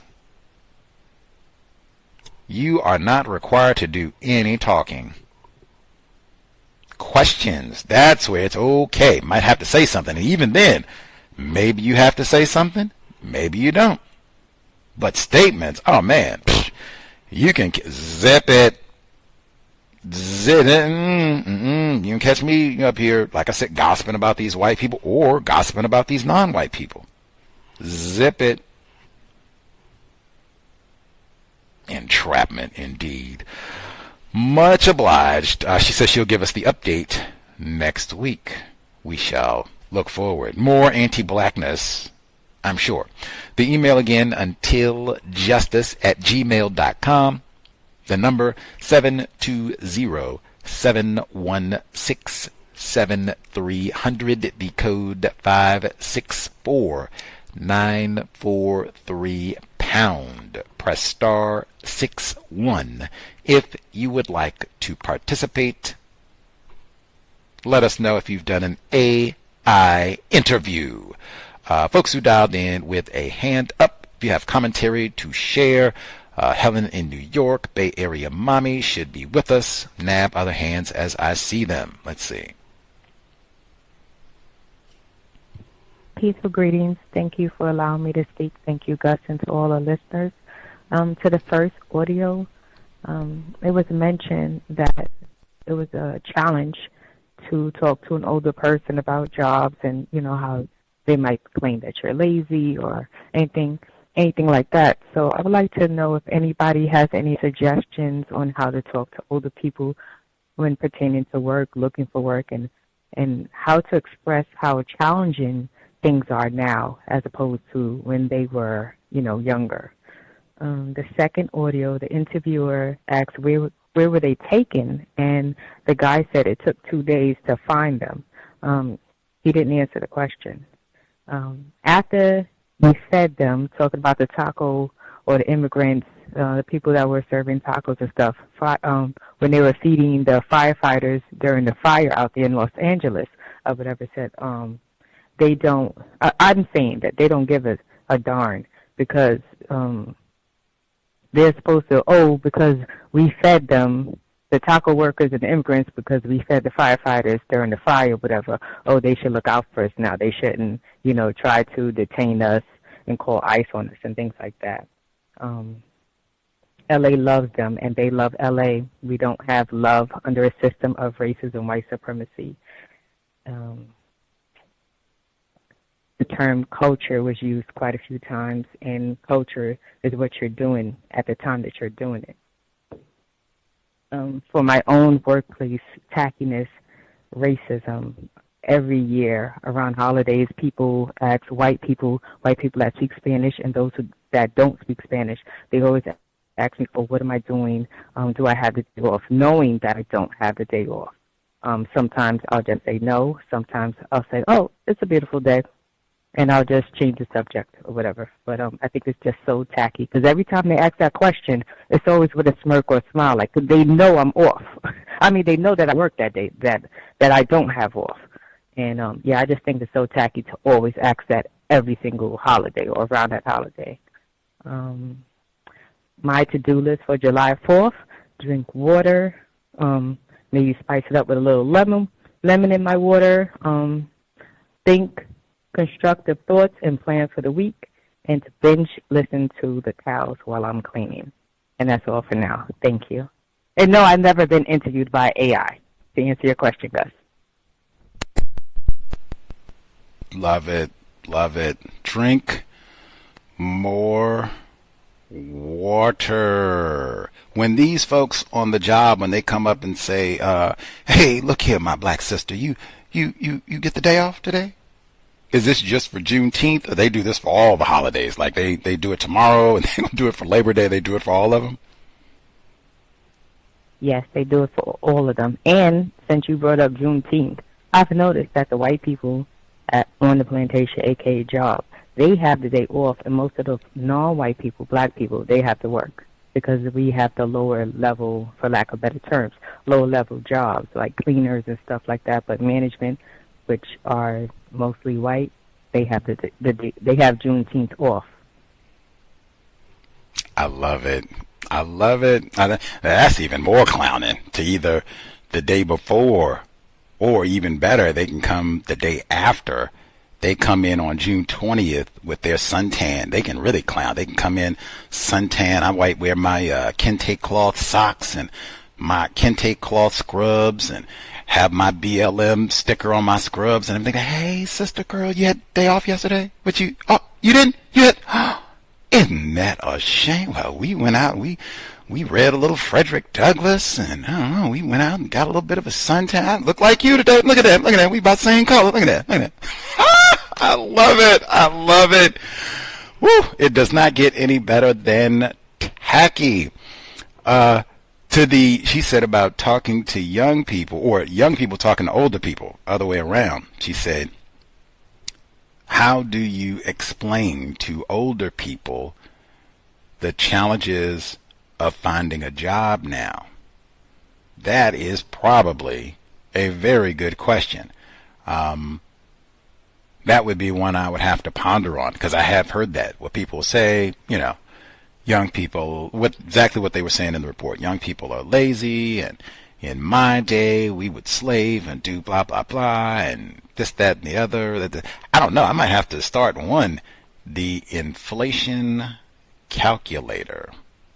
That might be one right there. Now, how old are you when you start talking about your day and you worked 2 jobs and got how much money and blah, blah, blah? Like, okay, we can start right there with whatever. It doesn't matter what you made then.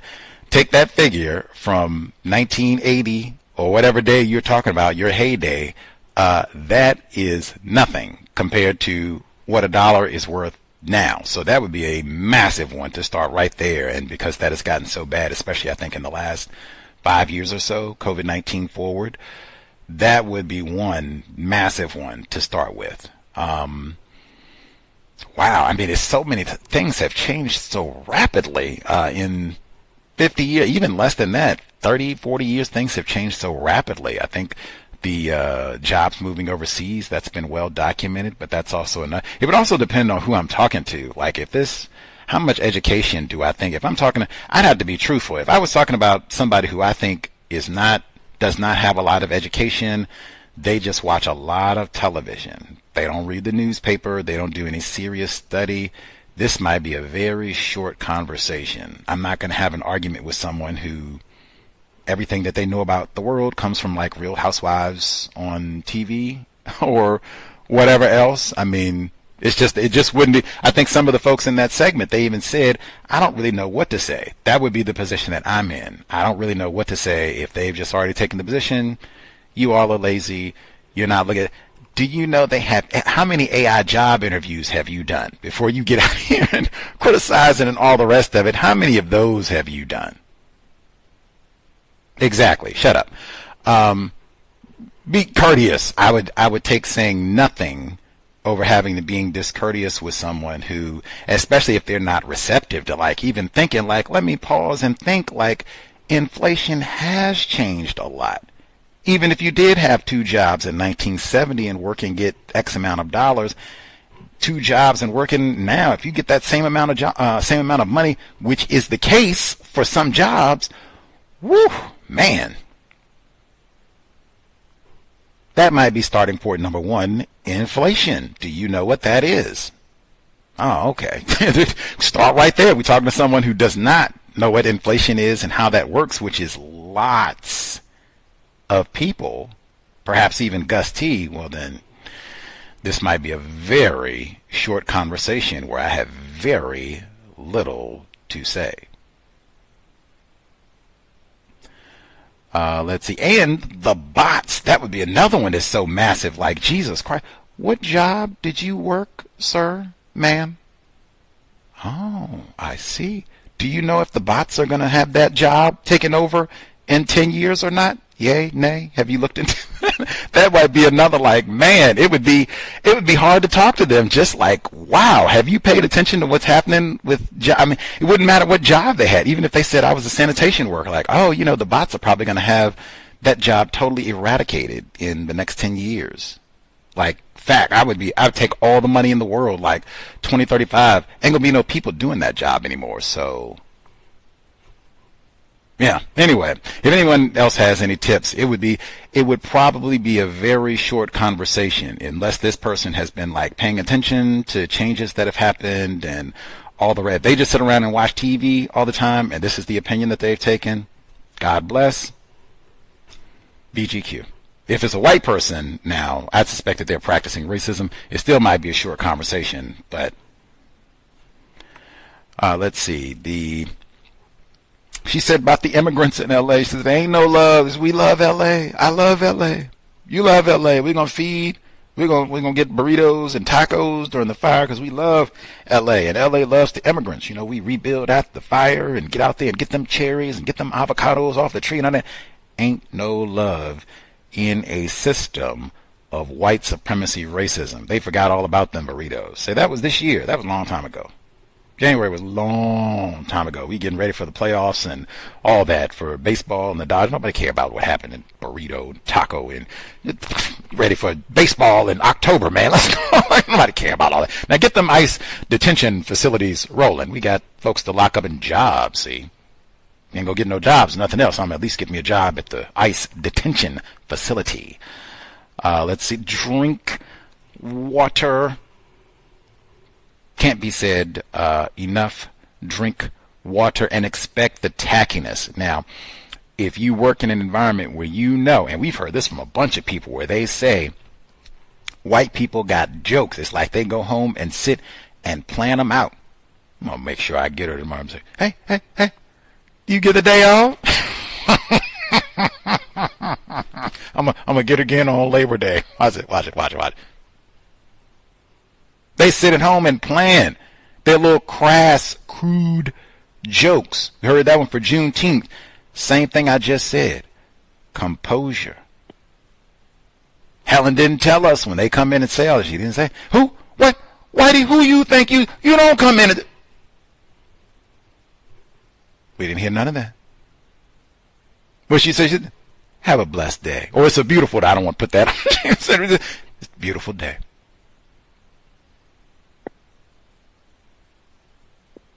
Nothing else. We don't need to have no long soliloquy and none of that. None of that. Beautiful day. I like that one. Have a blessed day. And we just keep on with not getting no tacky exchange and Jesus, none of that. You enjoyed your Juneteenth. I didn't see you yesterday. You had it. None of that. None of that. Plan that out. Once you see, oh, they love to be tacky with the holidays. I already got my response. If I'm going to say anything at all, it's going to be short. I say the same thing every time. Even Christmas. I already know what I'm going to say. We got it together. Keep it moving. Composure, codification. Love it. And then you drink more water. Love it. Love it. Let's see. Other folks who dialed in with a hand up, or if we have any tips on how younger people talk to older people about the challenges of labor, getting a job currently. Any suggestions? Love to hear it. Bay Area Mom should be with us as well. *61 for other callers. Can I be heard? Yes, ma'am. Greetings to you and everyone on the line. Thank you for taking my call. Older people job. I don't know. If I'm having a conversation with older people complaining about the youth getting jobs, I probably wouldn't be, but maybe I would just share how different the times are. I could even use immigration because a lot of the people coming from other countries are even allowed the jobs. Even in tech, there's a lot of the Indian the Indian people.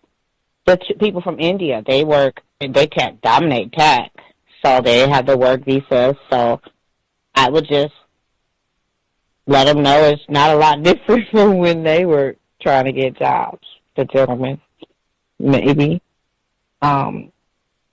And then, too, sometimes it's not going to last long because a lot of times dealing with us, we will tend to argue, so it won't be a long conversation. And our ADHD will kick in and we'll get off task and forget that we were even talking about that. So it won't go too far anyway. So that's just my thought process on it. And you said, I heard someone say, you said something about AI. Has anyone ever been interviewed on AI? And I'd like to say no.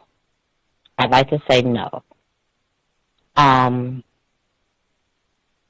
see, workplace racism for me. I haven't been on in a spell.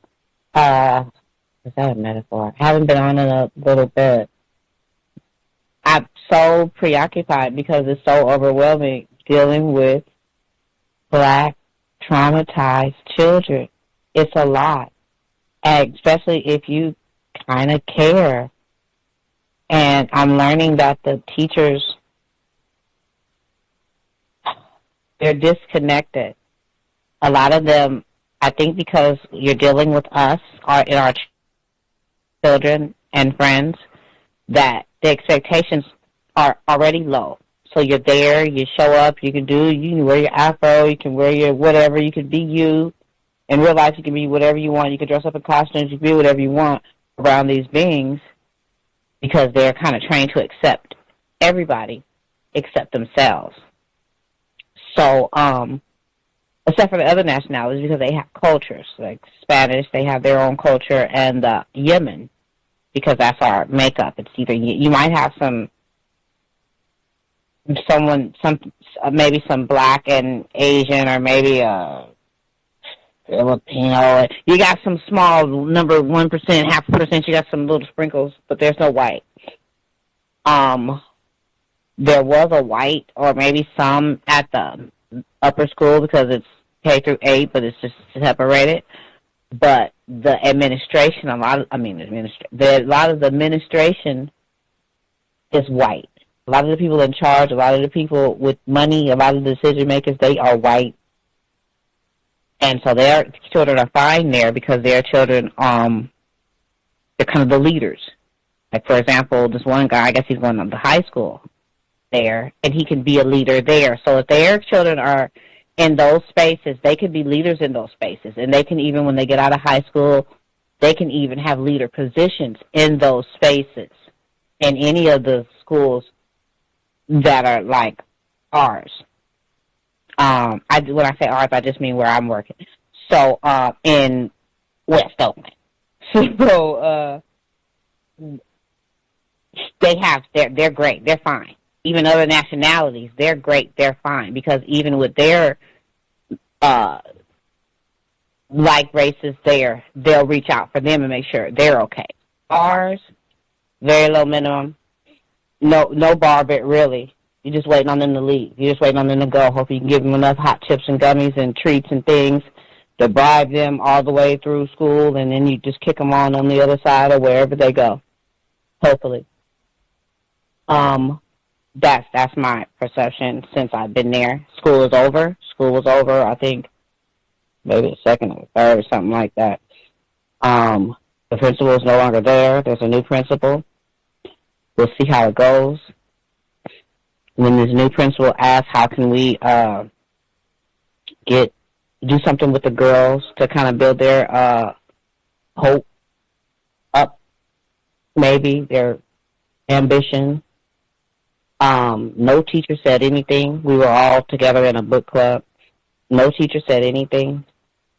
What I said, I just brought it back to the book. I think we're reading Black Fatigue. So I just brought it back to the book and said that the children were products of Stand By Your Man. I think there's a section in that book. And so if they're in the homes with parents enduring these things, they could even get cursed out on their way to school or have seen something traumatic, their mom getting beat up by whomever. They could even get popped up, too, and then they still have to go to school and expected to perform. I said a lot of the children are products of Stand By Your Man. But nobody said anything, and I believe, too, that, and I'm sure the principal wants to do something because she hasn't even started being a principal, but then I walk by. I walked by the school because I did summer school. This is my last day. Was today. I walked by the hall, and I saw it said, I hate, and then it's the principal's name. The new one. So she's going to have a hard time coming in, and I hope she don't come in as soft as she is because she started with me there, and she took a lot of time off because she went on maternity leave and did all kind of stuff and came back maybe 3 months before school was out, and then, there's an announcement, oh, she's going to be a new principal. It's like, what? Who? Her? What? Who is she? That. So I don't know. I wish her well, though. So I'm saying all that to say the black children, they're totally at the bottom. Even now, the Yemen children with their potty mouths are selling vape pens to the black kids at the middle school, right? One kid stole a credit card, a little black kid stole a credit card from maybe one of the teachers or something and took the kids to Hyphy Burger to get a burger. It's a black-owned burger joint called Hyphy Burger, and I haven't eaten there yet, but, it's in the neighborhood, and I don't know, it's expensive, so we can't afford it, really. So you got to kind of steal to get it. Then you invite your friends to come get it, just that kind of. So that's the expectation of the black children, especially as they excel in the higher grades. And then when they make it out of there, if they don't go to local schools in the area, they'll go to the high school that connects to the elementary and middle school. And then, you know, do the bare minimum or get kicked out or whatever. It's just like low expectations for the black children. To conclude with the staff, who I don't know who's coming back. I'll find out sometime this month because we come back 3 weeks early. So I'll come back. I'll find out sometime this month who stayed. The lady that liked dating the gentleman that was assaulting the gentleman and always popping up in his room, what they decided to do was change his room so they can monitor his room because they give this girl so many chances, and her child goes to that school. So they really, and I'm not upset or anything, they really, really, really, really give this girl a lot of chances to work there and then be there with her child as well. We had a field trip. She didn't want to be around us at all, which is fine. So she ended up staying back with the most traumatized child at the school, and that just reading the text messages, it seemed like that wasn't working out well. But it came to park with us. But she came to summer school with us. It's only so many kids. I did summer school because I wanted to see how it operates. I could have did my normal cleaning routine, but I want to see how this operates. It was interesting. Of course, all the leaders are white. Every leader is white. And then there's us, the little minions that just help. Me, I ended up with a lot of teachers, more help than needed, coming from different schools. It was me and the other young lady that I talk about throughout the year. She was there. So she doesn't work. And a lot of them don't work. A lot of the paras, it appears, they're kind of relaxed and not engaged a lot of times. I don't know. It's different. They do. It's like you got to ask. They don't put forth initiative to do what needs to be done. I ended up with a little guy that sucks the pacifier that I work with. I ended up with one of my two children that I work with. He left last year because no one knew where he was. They ended up losing him. So the first day, so he never came back. So he spent a lot of his time there with me. It was pretty good, but I was separated. So I was with him doing our own thing. Sometimes I wouldn't even see the other kids in the other school. So it was another kid from the elementary school, and the girl was supposed to work with him. So when he came, she's over in the calm down corner. Every time I would see her, she's so chillaxed. Even when the little boy wouldn't be there and I would come in there and help the rest of them, she would never work. And it's a couple of them that would be real relaxed like that too, but it's just ridiculous to where the kids are like, well, she's on her phone, how come I can't be on my phone? That kind of environment. So the white leaders, they don't really care. They just need, the hours to go by so they can get their stuff done. So it'll be a teacher and then somebody over the teacher. So the person over the teacher is never there. I got to see this child that I had in San Leandro. He was in 4th grade. I was supposed to be with one child, and they didn't know me, so they just like, here, you take him. So the little guy from Nigeria was like, here, you take him. The one, he would overeat his food, and then I would just try to convince him to eat his Nigerian food that his mom make him, and that kind of. Well, anyway, he was there. So I got to see him every day. I even let him talk to the teacher that he had today. He's really extra, but by him knowing me, and he's like, so I just said, hey. I called him by his name, and he looked, who are you? I hadn't seen him in like 3 or 4 years. So he said, I said, when's my birthday? And he goes, Mom, you asking me about your birthday? I don't know. You're asking me these questions.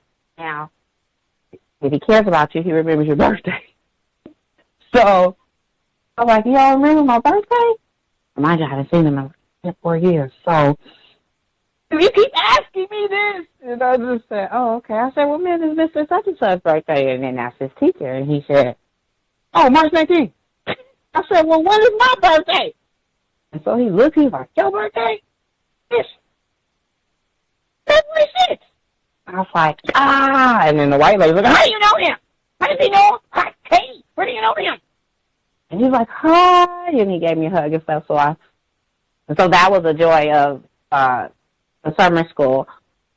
2 weeks into summer school, the girl that was dating the music teacher that got the tattoo of his name, first and middle name, all on her arm or wherever it is, the one that assaulted this man at work, throwing a water bottle at him, cussed the girl out in class, in front of the teacher, in front of the kids, because she did not want to share the calm down corner for the children with the children.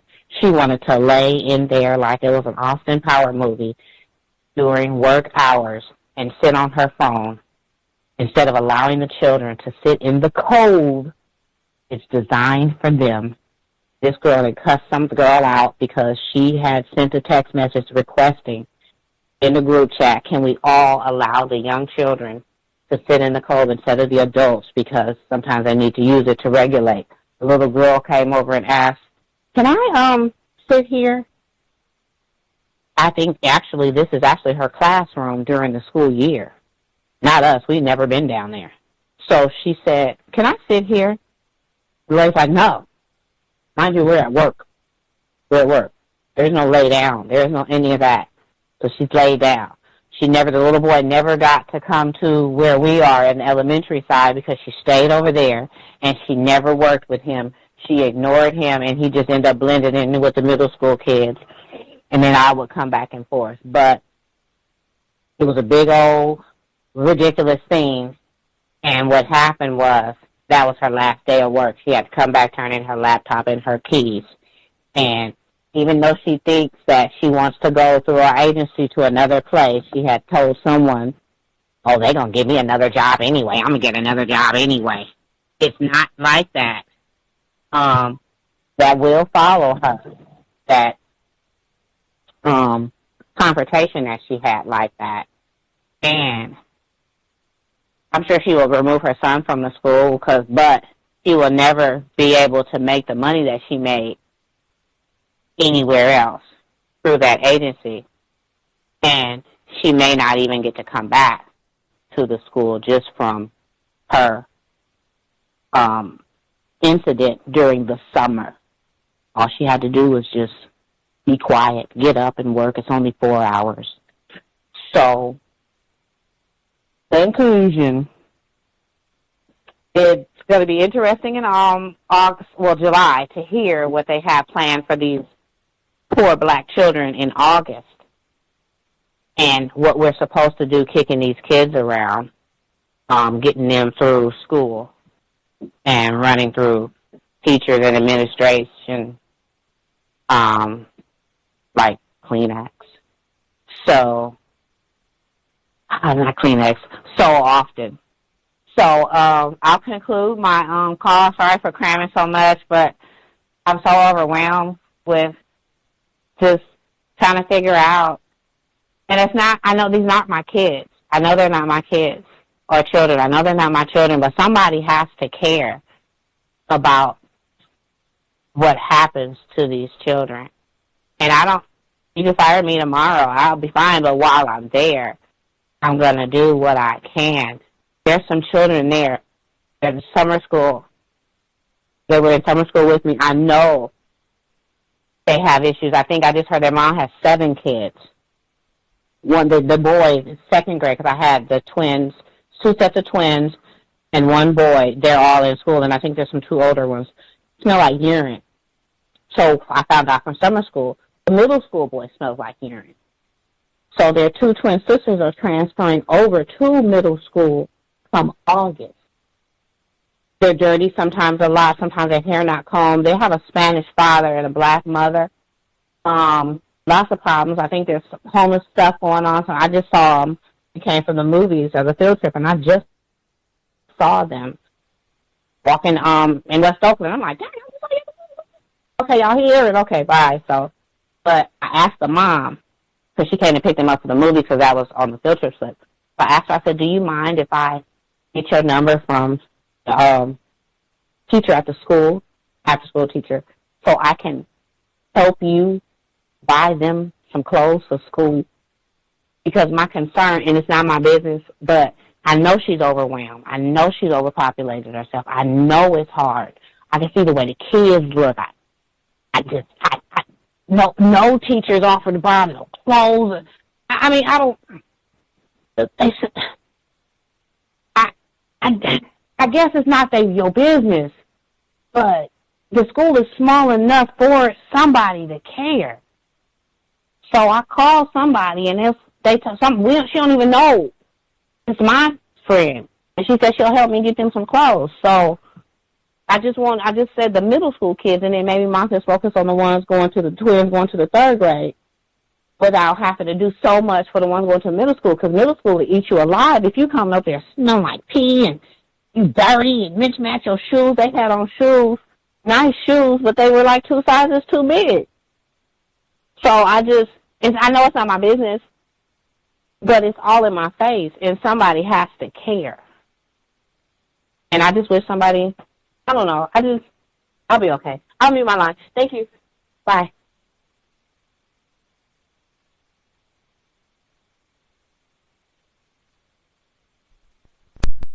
She kept saying that. Bay Area mom, much obliged for sharing. She kept saying that. Somebody got to care. Somebody got to care. She said that a lot. No. In the sense, especially if we're talking about black children. Oh, no. Nobody is supposed to care about black children. Black people don't care about black children. Facts.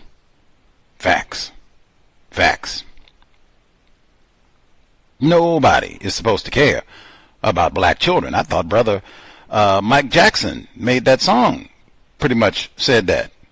Nobody's supposed to care about no black children. Like,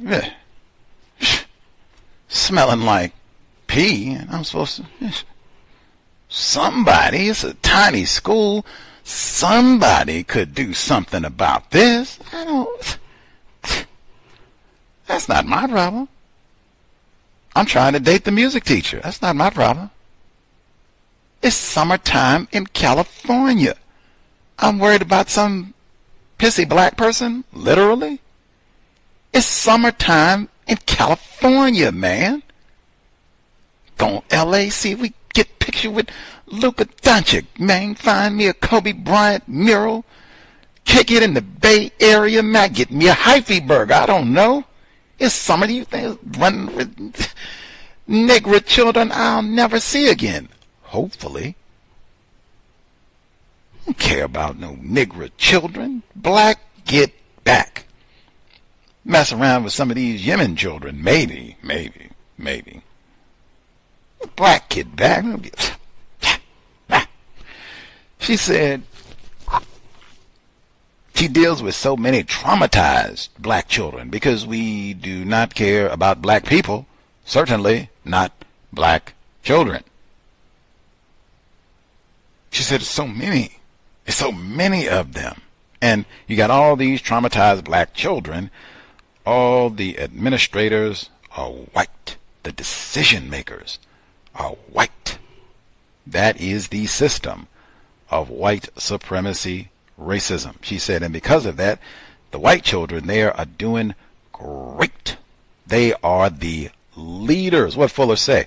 All of the leaders of black people, non-white people, are white. All of, apparently, even the white children are the leaders. Yep. She said, we kick the children around. I thought that ain't no metaphor. She told the truth on that one. We kick the children around here and there, no plan, no schedule, no nothing. Got all these white people with degrees out the wazoo and tens of thousands of dollars and all these hours spent education and new methods and teaching techniques. And look at this. We kicking the children around. She said, we bribe them when we're not kicking them. We bribe them with gummies and hot chips. This in California. Did I say that? Oh, this in California. In 2025, really, hey. It's July. It's nigh on 2030. And we are bribing Negro children with hot chips and gummies.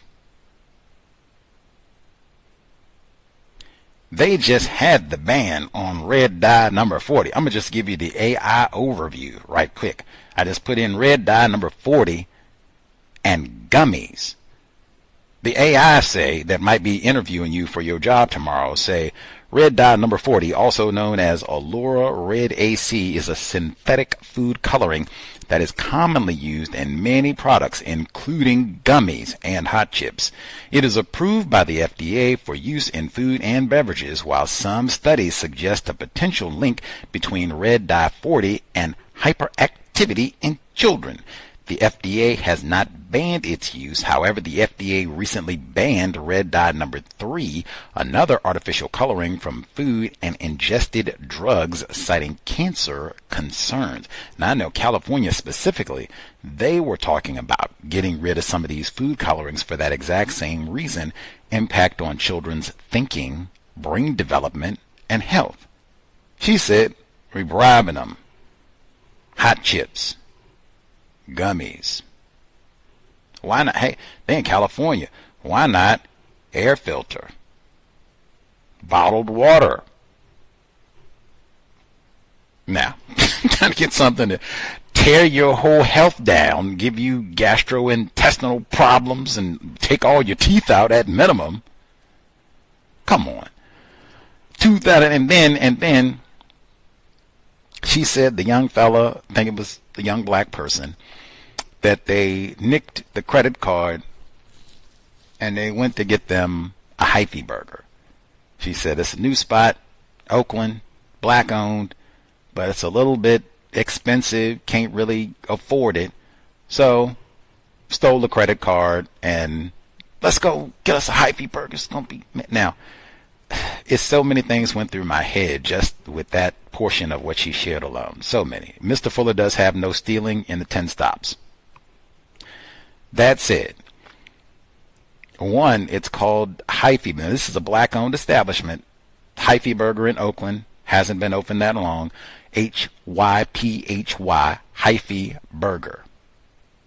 Now, if you are familiar with Oakland, I was in Bay Area last year, former Bay Area resident, E40 and all that. I had told Bay Area mom some time back, I had it in my brain computer, a little ignorant, a little retarded. I had it in my brain computer. I said, man, every time Bay Area mom calls in, I should have Captain Save-A-Ho play, because that's E40, have that play. I want to be saved. That'll be theme song. I said, man, that is so non-constructive. Like, come on. But then they didn't name it Captain Save-A-Ho Burger, but it's hyphy, bro. I mean, anyway.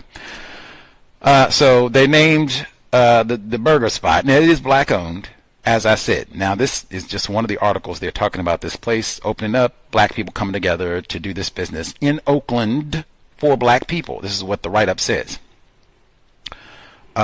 Stop me if you've heard this before. Before a pair of lifelong friends from West Oakland grow up to become a scam rapper, that's what it says, and a food influencer, respectively, and at the height of their powers decide to open a smash burger joint in their old black neighborhood. The kicker, the spot is called Hyphy Burger, an ethereal tribute to the Bay's everlasting hyphy culture from the mid-aughts, when scraper bikes, ghost riding, and XXL white t-shirts reigned supreme over Rick Ross beats. Though it all might sound like a script from the next Ryan Coogler movie, he's also a Bay Area Oakland legend. It's actually happening on Friday, February 14. Hyphy Burger informally went public in West Oakland. Now I'm skipping down. They just talk about their appreciation and love of Oakland, blah, blah, blah. This is important. Patrons can snag a signature hyphy burger, 2 smash patties, American cheese, pickles, grilled onions, and you feel me sauce on a potato bun, or a burnout burger, double smash patties, pepper jack cheese, jalapenos, pepperoncini, grilled onions, and you feel me sauce on a potato bun. The hyphy burger is currently priced at $6.99, an affordable entry point that Guap and Frazier say is meant to serve the community's needs. Now, I thought that was important because Bay Area Mom, she said that for a lot of black people, they can't afford hyphy burgers. It's a little expensive, and they stole some, apparently one of the young children suspected of stealing a credit card to go to hyphy burgers, get something to eat. Now, they gave it the exact price, too, and this article is from this calendar year, barely 3 months old, barely. So, I mean, I guess inflation, it could have gone up, but I don't think it could have gone up too much from a couple months ago, and they said $7, get you a hyphy burger and some fries. Now, apparently that's too much. Wow, now that right there, I don't want to hear nothing about, hey, black people have a lot of money and we just need to recycle our dollars and blah, blah, blah, and all the rest of it. If $7, ouch, ooh, can't do $7. Hey, $7 might be now. I don't know if they have vegan options, but I'm going to tell you, when I looked at this, I wish them all the success in the world. Maybe lots of white people will come and get hyphy burgers and pose. It'll become a whole Oakland icon. They can hire a lot of black people, do classes on running a business, starting a business, all of that. Lots of success, become billionaires, and help out black people in Oakland. Hope that happens. Sincerely. That said, I would not have well, I don't think it was open when I was there, because I was there at the end of 2024, so I guess I beat their opening by a few months. But even if it was open when I was there at the end of last year, I wouldn't have eaten there, because I don't do no hyphy burger. You feel me sauce? None of that. That doesn't sound like it's going to be vegan. I looked at this because they got pictures of it and everything, the fries and then the burger. I just read you the ingredients, the cheese and pickles and grilled, and the first thing that came to mind, constipation. And really just, so listen to the food, right? We didn't hear no water. We're in California where they got droughts and wildfires. Gummies, hot chips, smash burgers with cheese, pickles, grilled onions. I guess that's as close as we're going to get to vegetables. I ain't hear no green, like ain't nobody mentioned no fruit. They in California, man. They in California. I would be out of my mind in California. You would have to pull me away from the farmer's market. Like, oh my God. You're in California, summertime. They have everything at the farmer's market. They don't, well, not everything. They will not have no smash patties or you feel me sauce at the farmer's market, I don't think. That notwithstanding, and they won't have no Cheetos or gummies at the farmer's market in California, I don't think. I didn't see that. I did see watermelon, cherries, grapefruit, mangoes, broccoli, vegan pie. Man, I lost my mind. I had never seen so much produce. One, because the farmer's market in Seattle would never have grapefruit or watermelon, and then this would go. Now, they do have a lot of stuff, but they just wouldn't have grapefruit and watermelon because they don't grow here. All that stuff, you can grow almost everything. They don't have avocados at the farmer's market in Seattle either. They do in California. Man, why not? We can't get no fresh fruit in California. That's what I mean. Like, now, come on. We're in Oakland. We can't get fresh fruit. We can't bribe the children with watermelon, yellow watermelon, cherries, mango. That we can't bribe them. No. Gummies. and hot chips. And then said, dang, we got all these tubby children. Dang, everybody need Ozempic and on diabetes. And she said the young fella, he threw his Nigerian food away. Hot chips, cookies. And wow, we got all these fat folks, and they got cavities, see, their teeth. Then we got all these tubby adults, man, and they got teeth I got all these cavities. Anyway, even the hyphy burger, it reminded me, the late Neely Fuller Jr., he said, what type of business is a black person going to open? Chuck wagon, hyphy burger, he said, that's about the size of Negro culture. You feel me, sauce? That's about the size of Negro culture. And then he even said, black people don't have no money. He said it was a black-owned grocery store opened in Washington, D.C. He said it was open for, I don't even think, 5 years. He said they had fresh produce, well-lit, clean, security. Well, it was barely open 5 years. Black people don't have no money. They couldn't afford to go in there and get no groceries. He said they would steal. Now, I guess you can't go steal a fry from McDonald's or whatever, or a hyphy burger, but still, black people don't. And she just said, $7. Oof, oof. That's a bit much. I don't know if I got $7 for no burger. Hyphy burger, I ain't got no $7 for no you feel me sauce. You feel me? That's your Negro business, 202. Really, nigh on 2030. Put that in your back pocket the next time you hear somebody, man, white people got money and black people got we just need to say, black people ain't got $7 for a hyphy burger. Sit down and be quiet. Go study. Let's see. Can't afford a hyphy burger, but everyone got a phone.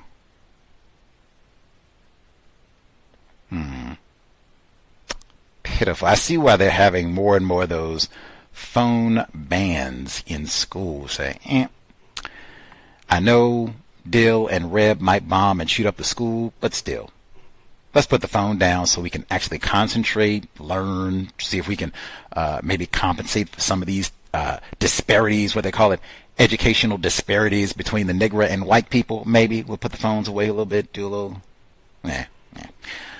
let's see.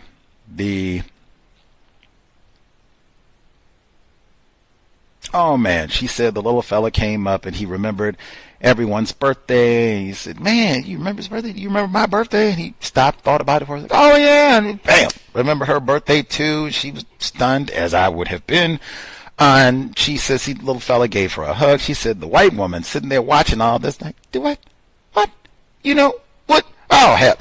She got furious. Like, now, I feel like I've heard this before, maybe not the birthday part, but where a black student, like, remembers Bay Area mom, they had a great rapport, and, oh, man, I'm, remember you and excited to see you, and that sort of thing. When you have an educator in a non-Mary Kay Letourneau constructive manner relates to a student, oh man, get to see you again, and yeah, I remember your birthday, and the little white was like, what?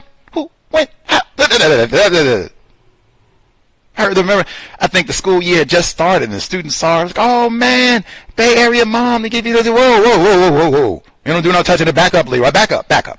You don't do no touching, You see her, you don't touch her, you keep your hands off her. I don't know if you're rapist or terrorist, or you get on down the hallway now. Get on out of here. I said, dang, what? Why isn't it? Oh, wow, you got a rapport with Leroy, and wow, that's amazing. And I know Leroy doesn't know when my birthday is. I hope he doesn't. Man, that's amazing. And we'll have to remember that if Leroy ever acts up or is thinking about raping, we'll come and get you, and you can get through. That's wow. I'm even a little envious. Man, have that sort of deep connection with a student like that. That's wow. That's the goal, right? That's what we should be aiming for. Nope. They had the same sort of. Whoa! What are you doing? Back up! Don't touch her. Back up. Get on. Yeah. That's your black child experience in the public schools. Let's see. And then she told the black person, black female, she goes to lay down. I guess they have a resource area for the children if they're having a tough time, and some of these children have special needs. I'm gonna go lay down and get on my phone. See, she didn't just go lay down. She said, I'm gonna stretch out and get on my app here, see what's happening here. I see why more of the schools are having. Maybe some of the phone bans will apply to the staff as well. Anyway, I'm not sure what to say. I mean, it's 4 hours. She told us it's a 4-hour shift, and you're fatigued or addicted to your phone, not really interested in helping black students, teaspoon of all three. I'm not sure, but wow, that is so embarrassing. Yeah, I'm not sure. And then even the little young lady where she said, man, this is my school. Like, I actually go to school here, 9 months out of the year. I go to school here. That's my desk. That's, ma'am. And she even asked you so polite. She said, can I sit down here? No, you can't sit down here. Get over there. Sit down. Right? What is wrong with you? Like, what is that? One more time. Hey. You play around with sex.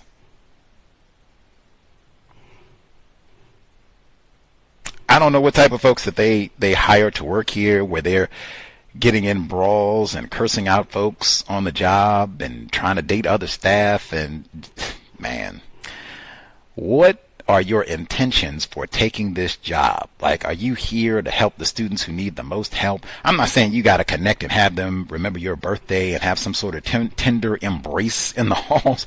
I'm not saying it's got to be that, but I mean, dang, like, you really can't take a 4-hour break from your iPhone to work with these children? Like, that's asking too much? Whew, man. They said we're going to have AI teachers soon, so hopefully AI will not have an iPhone, so we won't have this problem. Maybe. Hey, they say the iPhones are addictive, man. Don't gossip. I'll just wrap there. Regardless if you get fired or not, because any of us could be fired, even if you're competent and well-behaved, but don't go around gossiping to your coworkers, and maybe Alexa too. They gonna give me another job. Even if I do, I'm gonna get me another. Whoa. On the plantation, maybe not. Either way, I wouldn't want to be bragging to your other colleagues who may or may not want to sabotage you. I wouldn't want Alexa transcribing all of this for future employers. Shh. Even if that's true. Shh. Why are you telling all of us this? You just get your other job and go about your business. No big deal. We're not your homies. We don't care. And some of us might care for the wrong reasons. They're going to give you another job with the same amount of money or more? Really? We'll see about that. We heard about that network before. Oh, yes, that network can be used for lots of reasons. Sassy Negro woman might be contacting you for a job. You already know what to do. You didn't need to tell me, but thank you for your call, but you didn't need to tell me. Wasn't going to get a job no way. Now you're going to tell me she's a sassy Negro woman. Ho, ho, ho. We're going to have fun with her en route to not giving her a job. Might be setting yourself up for that sort of thing, so shh.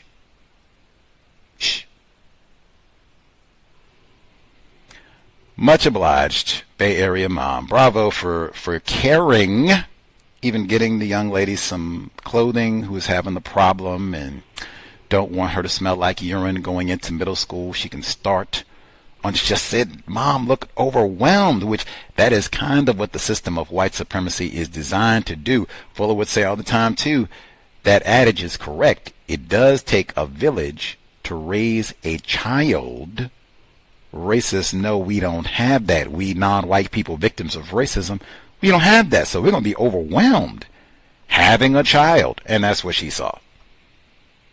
And she didn't just ignore it. I think my brother. I'm going to the San Francisco Museum of Modern Art. I got things to do. I mess around with it. Nope. That's why I'm here. I'm going to help out and get her some clean clothes. New year, fresh start, fresh wardrobe. Bravo, man. Hey.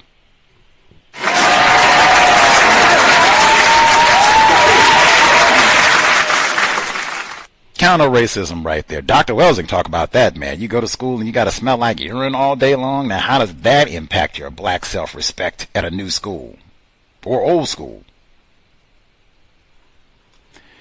Any hoodles. Other folks, commentary to share. Don't wait till the last minute. It's almost July 4th now. So, I mean, hey, the Mad Dog has been iced. The fireworks are ready. Maybe even a few fisticuffs have already flown. Sobriety would be best. But if you have commentary to share, the number 720-716-7300, the code 564943 pound. Press star 61 if you would like to participate. If we have anyone who's had a hyphy burger, smashed patties with the jalapenos, you feel me sauce, let us do they have vegan options? Because I was trying to look at the menu, but I was finding articles that were of note, but I didn't see the menus. I don't know if they have vegan options at hyphy burgers. But if anybody's nabbed one, let us know. $7, so it won't break the bank. Let us know if you've got a hyphy burger, black-owned business in Oakland, California. But email untiljustice@gmail.com. Star 61. Other folks, if they have commentary. Book club back tomorrow from our hiatus. We were back last week. New book, Greg Olson's If Loving You Is Wrong. Seattle legend, the late Mary Kay Letourneau, race soldier extraordinaire, just got started on the book. First session last week. Audio section number 2 tomorrow, 8 p.m. Eastern, 5 p.m. Pacific. Loving it. And like I said, for folks, if you remember this case, question I'm asked the whole time through. Now, did you think about this as an act of racism? This was a really popular case. Got lots of television coverage for years. They made dramatizations of this, Hollywood creations and such, documentaries. It was on all kinds of news channels. It got all kinds of local coverage here in the Washington State area. Did you think, oh man, this Mary Kay white woman is practicing racism, raping this non-white child, non-white, non-black child, 12-year-old. Did you all think that, or was it just, oh wow, that's wacky, or it is criminal or whatever, but racism just didn't factor into it at all? Do you remember anyone talking about this case and saying, hey, this white woman, yes, she raped a child, totally, but she raped the non-white child. This is an act of racism. Maybe even she deliberately, in an area that doesn't even have a whole lot of non-white children, she deliberately picked out a non-white child to rape because she, like Jeff Dahmer, I got a thing for dark meat, delectable Negro, and more vulnerable. It's going to be more difficult for them to say no. I'll be just like Jeff Dahmer. It'll be easier for me to get away with this, see? Even if he just has one white parent, they'll have better resources. They'll be better able to, what's going on here? Defend themselves, all of that. Maybe even just that one white child, but non-white person, like I said, I don't even know how long his parents had been here, how great his parents, their English was. I don't even know. But that's something, we'll think about that as we just started. We've only got one session, but we'll process. Told you, the only person that I heard mention Mary Kay Letourneau and saying, yes, this is an act of racism is the great Neely Fuller Jr. Ode to him as we are reading this text, because I didn't know nothing about Mary Kay until he mentioned it when discussing Area 8. Mary Kay all the time, every time. Tomorrow, 8 p.m. Eastern, 5 p.m. Pacific. Let's see. Our caller at the courthouse in Florida should be with us as well. You have commentary to share. Hopefully, the courthouse should be closed tomorrow. I think he said they were open for Juneteenth, but hopefully they'll be closed tomorrow. So you have a nice, chunky weekend and can do lots of constructive things. Caller at the courthouse should be with us. Yes, sir. May I be heard? Yes, sir. Yes, sir. Thank you very much, sir. Greetings to Gus, the host, the listeners, and callers. And yes, sir, Gus, the courthouse is closed for tomorrow. I just would like to share a couple of reports, and I don't recall having an AI interview or giving an AI interview. But there was something done for the Juneteenth occasion a few weeks ago, and I wanted to start out with that because a younger victim of racism indicated that the white woman who, I don't know, and this may be hypocrisy, maybe because this white woman, liked to do a lot of taking pictures and doing a newsletter all about photos. But this black person, this victim, wanted to take a photo of this white woman, okay? And she was like, why do you want to take a picture of me? You know, and she was like, well, okay, and she just didn't do it. So I guess she was not, interested in getting her picture taken. So because I saw this white woman and another white woman go to the Juneteenth event, all right? And of course they're heavy on taking the pictures and food and signing cards and decorations. So I just came up with an acronym for that. But yeah, she just had this reaction like, "Well, why do you want to take a picture of me for?" You know, and she just didn't take the picture. But this same person, all about taking all kinds of pictures, you know, black people, you know, white people, like all kind of staff members or whatever. And she was described as being just, I guess, acting funny or like kind of standoffish, I guess.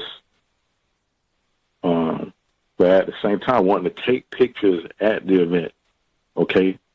And the supervisor, a white woman, a clique member, sent an email to some black people from what I remember hearing a few weeks ago about people going to get food that they ain't even contribute. They ain't even contribute to this event for, because people were, I guess, instructed or asked to contribute, I guess, in some kind of way. And I don't really participate in any of the, potlucks and all of that. But it was some victims in the other courthouse, okay, the newer courthouse, that put this together and did all the decorating and everything. So they participated in that. And the white people where I'm at were sent this email, the department was sent this email, we're going to get you a whole bunch of food, go and get something to eat. It was just kind of just tacky and racist, in my opinion, for this white woman, HR, to have the people were in the building where I work at, and they walked over to the newer courthouse, but didn't, I guess, participate in any kind of way.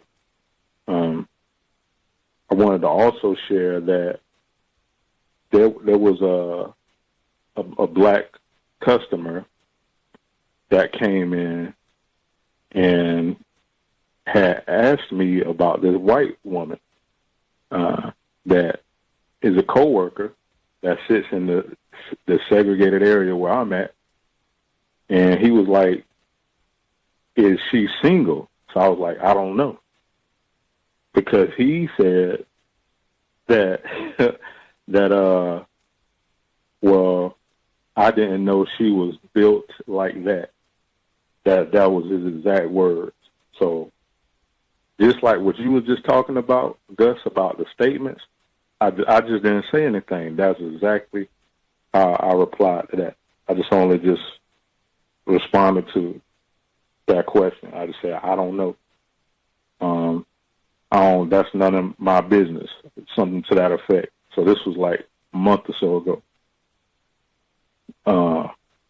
And there was another issue that occurred where these same two people, some of these same white women, were told to stop doing this chattering and gossiping with each other from the HR as well, because one of the white women didn't have any reason to be over to another department. So I guess I'm thinking the black supervisor went to report them on doing this, and they eventually ended up stopping doing that. So I wanted to report that. And I have two last things I wanted to share. There was a document that I found, because there are some things that I find on the computer where I think that are constructive in a sense when it comes to, I guess, asking questions about, like, is everyone treated the same? And it was something else that I really don't participate in as well. And it had a list of the different things about different employees or staff. And it was about birthday dates and everything, and what's people's favorite color and everything. And once again, this is something I don't participate in, but in terms of how is each employee going to get the same treatment, it should be displayed like that. So this was a recent document, Word document, that the manager put together, and it was on a shared file on the desktop. And everyone had all of this detail about the things they like, for who's going to buy whose birthday card and things like that. Then they get to the two black people. One's black person's description said, does not want to share their information. And then another black person's description was, it just had only two words, Florida State, because the person likes Florida State Seminoles. So that was all they had by his name. But everyone else had all these descriptive adjectives and what kind of food they like to eat and everything. So I felt the need to save that, because I just don't think there's still ways that they still have to do better on I guess, with safety and just treating people justly and everything. And one last thing I'd like to share is my mom just had her retirement ceremony, and quite a bit of people came to it, that she just made 22 years. So she was pretty much happy to get out of there. And that was something that, that I went to help or participate celebrating, and just to see her get her plaque and everything like that. And other than that, that's all I have to share. Thanks for allowing me to speak.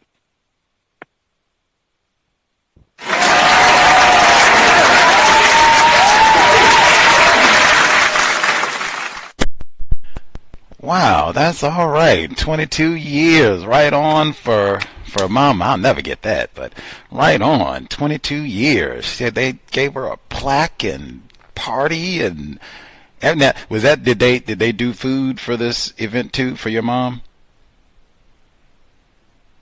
Yes, sir. Yes, sir. Wow. It was black people, definitely. It was black people. Oh, okay. The same black staff at the newer building. Mm-hmm. They really wanted to contribute to doing something for her, and from what they were saying, they wanted to show appreciation through that means. That's all right. Right on. Right on. Congratulations. He says she was happy to get out of there. I can only imagine. Like, woo, let me tell you a thing or two on the way out of here. Man, you told us about different white people, the warden and different folks, they'll retire and then come back and just, fraternize with folks and check up and all that. You think after your mom, she retires and gets settled in a month, you think she's going to come back up to the courthouse and kick it with clique members and just going to hang out a little 5 minutes or so? Say, you think she's going to do that? I think she's gonna be away for a while, and then Gus, I have to let you know, I did see the warden. I did see her. I did see her. She did not want to speak to me. She does not want to see me again. The warden. I love it. I love she can. That nigger is still there. Y'all got to get rid of that boy next time. That's I love it. I love it. I love it. Woo! Congratulations to your mother. See, that right there, she probably, the same thing I say, if you are a black person, you're like his mom, and you get to retire, you get your plaque or watch, they throw you a big party like they did for Mr. Fuller, you should write a memoir, journal, something, because you have some tidbits. Now, how? Because she worked with the warden for about a good 15 of that 22 years. Isn't that true? Did she work with the warden for about 15 years or so? Yes, sir. Yes, sir. Okay. All the white people that she had to suspected racist that she had to endure for all that time, man, who sitting around probably plotting, scheming. We gonna see to it she don't do no 22 years. We gonna get her up out of here. Son too. To endure and get all the way to that point where I can retire, I can walk out of here voluntarily. Oh man, you got some jewels of wisdom.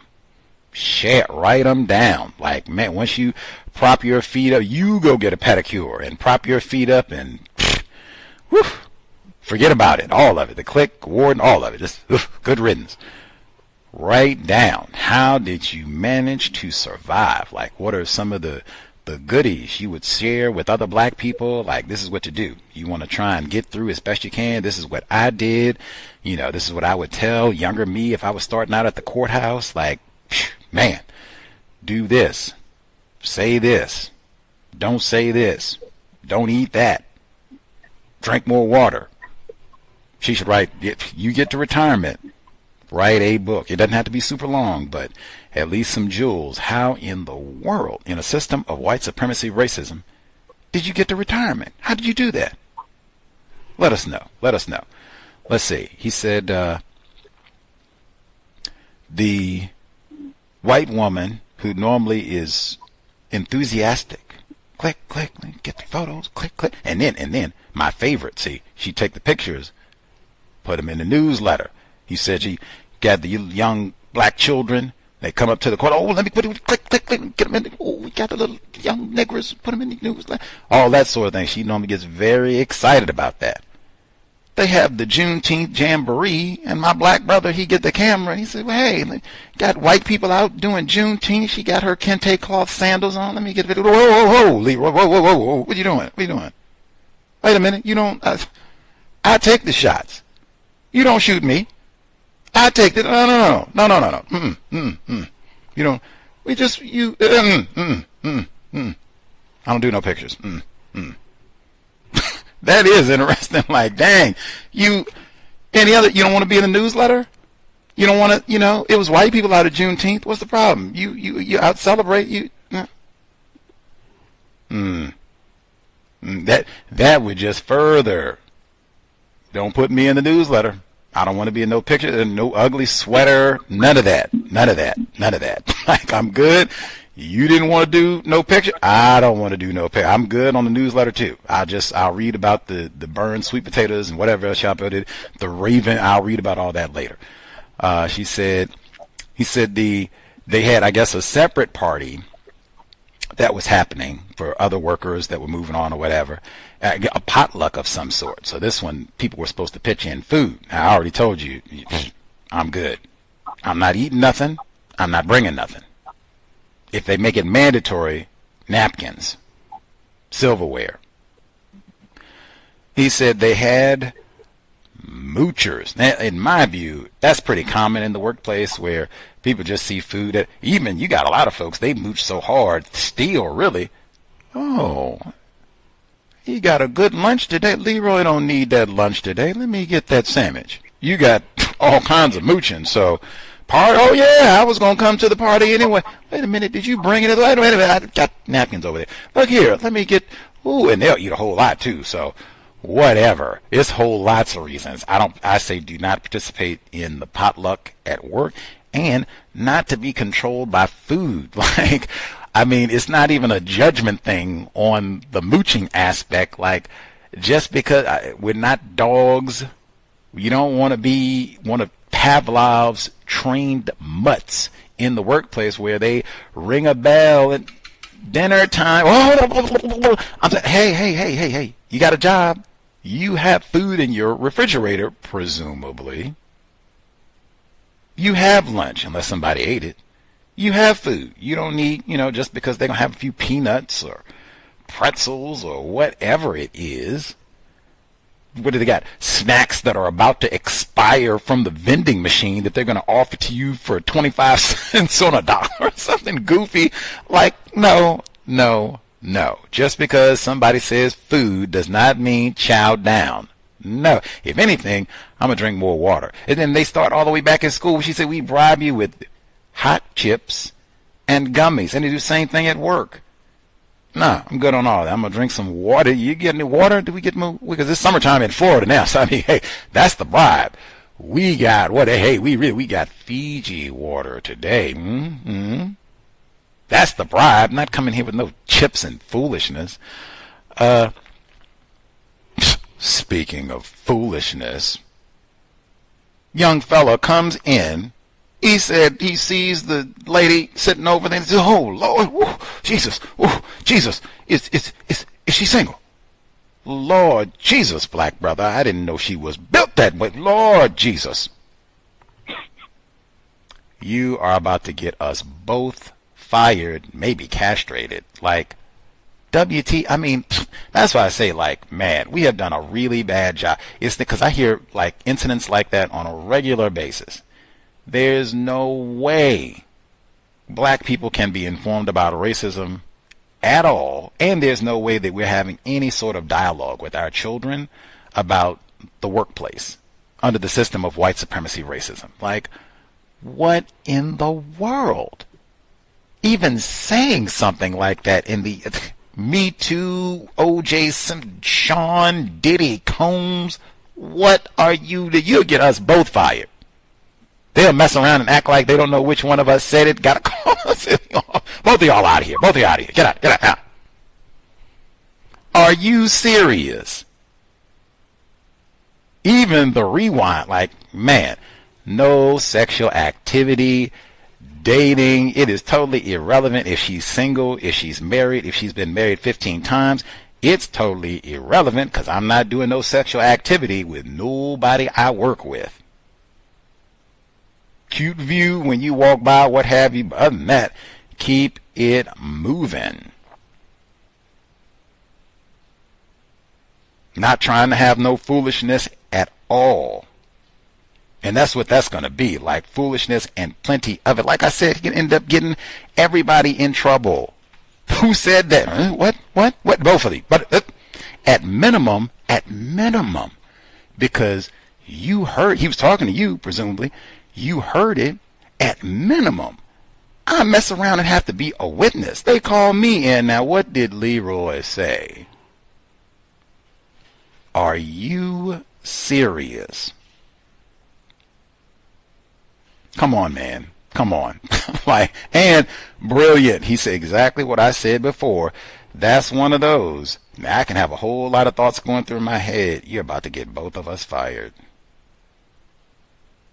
He didn't ask no question. Or I guess he did ask a question.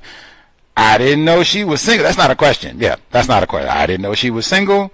He did ask a question. Is she single? I'm not going to answer that question. I told you, not all questions are valid. Generally, I said about 99 out of 100, I would agree. That would be another one. At minimum, that's not a question for me.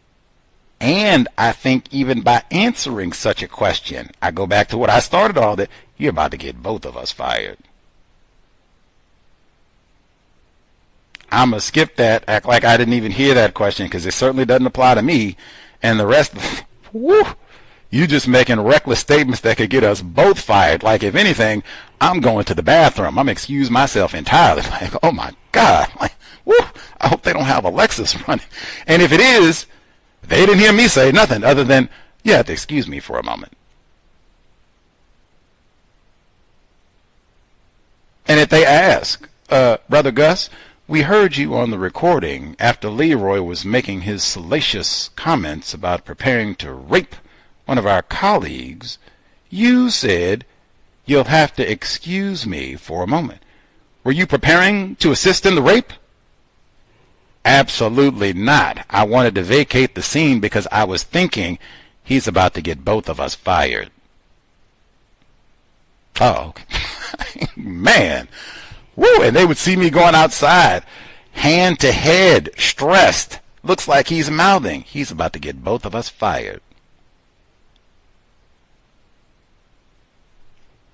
Man, that and even reminds me, Bay Area mom, when she said that young lady came to work at the school and she was on her phone, like she got prone on the floor in the children's area and was doing whatever on her phone, like, what are you coming to work for? Are you coming to work? And she was doing the same thing. She was trying to holler at the music teacher or whatever there.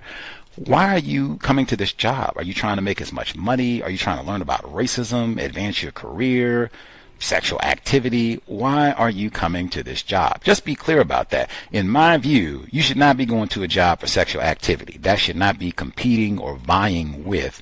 I'm here to make as much money as I can, learn as much about racism and my field as I can. It should not be that and 1A, 1B, as much sexual activity as possible too. Like that is, you have to be one or the other. One or the other. Let's see. He said the young white ladies were out gossiping, I guess chatting, probably non-constructive clique activity, and the black supervisor put a stop to it. Hey, chop, cut that out. Let's be constructive. Cut that out. Ooh, watch for the retaliation there. Like, bravo. That's what it is. Bravo. We do not need no gossiping in the workplace. But, ooh, they're going to be talking, but that brother's ears are going to be ringing. Isn't that the metaphor they say? Wow, he is going to be all sorts of coons and niggers and getting, him and Obama. Who does he think? Let's see. They said the photos, I love it. One, because I thought he shared something similar like last week, because it's the end of the year and they have the like high school and, college graduation. I think they had some newsletter. They had something tacky, some sort of circular or email that went out, and they had the children that were graduating. And he said it was only one or two black people graduating. They put them all the way at the back, black kids. They put them all the way at the end, and everybody else had long, sentences. Becky's graduating, going Tim Tebow's footsteps, University of Florida, go Gators. She's going to do chemical biology and blah blah blah. And they had all this stuff, what they did in high school, lacrosse, and who their parents are, and just wow, that's going to do great thing. Now Leroy got a warrant, or it had like one sentence, Leroy, watch out. That sort of thing. They had no, where's he going to school, or parents, or you could really throw that football, or he didn't rape nobody yet. None of that. So this time around, they got same thing, I guess, some sort of, hey, we can give acknowledgments, whatever. Okay, so we get to the black people and say, does not want to share information. Okay, I guess. Yep. We'll take that. Okay, which might have been true, right? Okay. And the next one is Florida State, talking about the Seminoles, Bobby Bowden and such. He loved them Seminoles. Is anything else about Leroy that was? We all love the Seminoles, even though the football team is a little down right now. But everybody loves the Seminoles. Is anything else about Leroy? Gus, can I add something? Yes, sir. Yes, sir. Yes, sir. Another thing on that document too is that because he definitely liked the Bobby Bowden, FSU and everything, but it's another part of the list of everybody.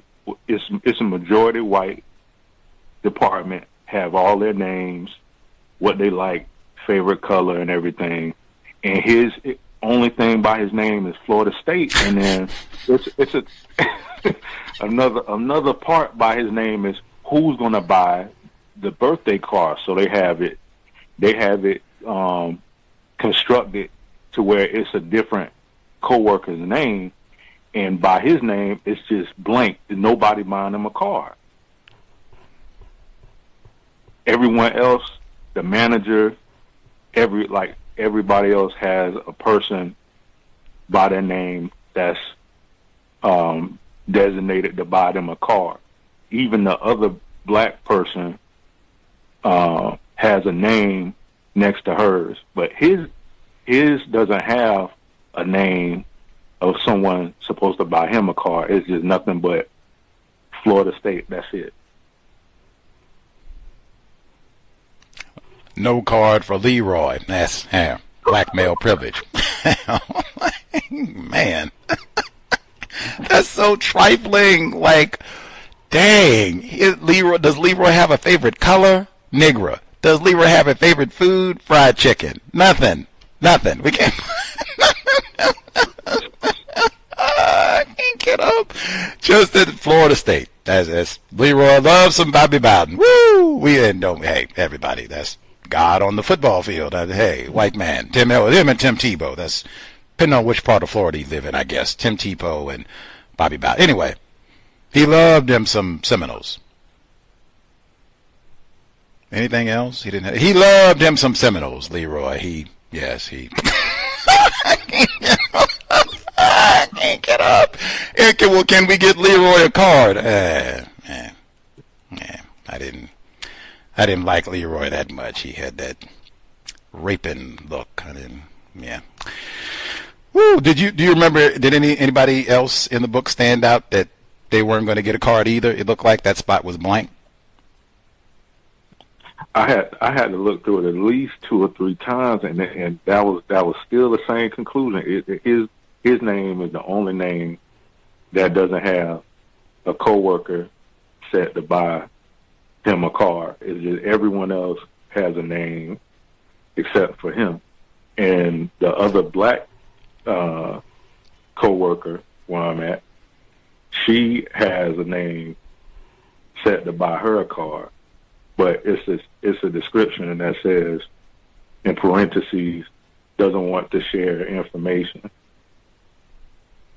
Dang. Dang. Fascinating. Why? Maybe you get in trouble with other white people for buying a Negro a card. Maybe they're like, what?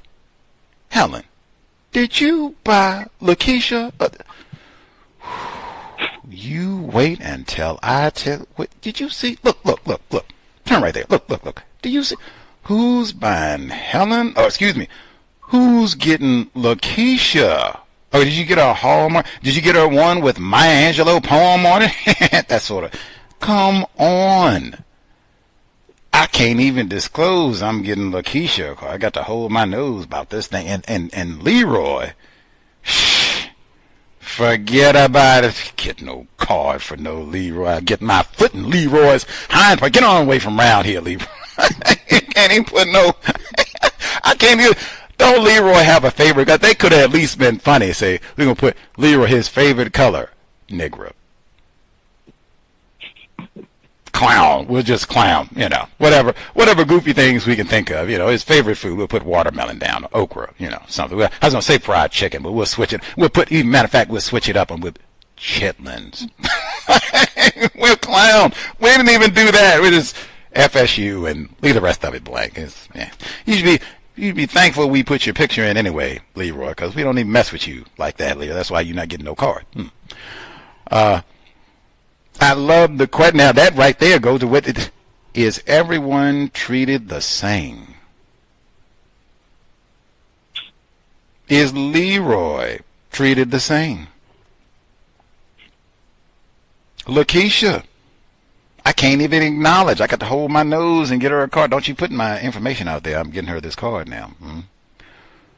That's a question. Maybe everyone in the world, is everyone treated? Because I don't think they can DEI you on that one. I don't think, whoa. You don't mean it. Is everyone treated the same? Because you're almost getting at the Constitution, equal protection under the law. Is everyone treated the same?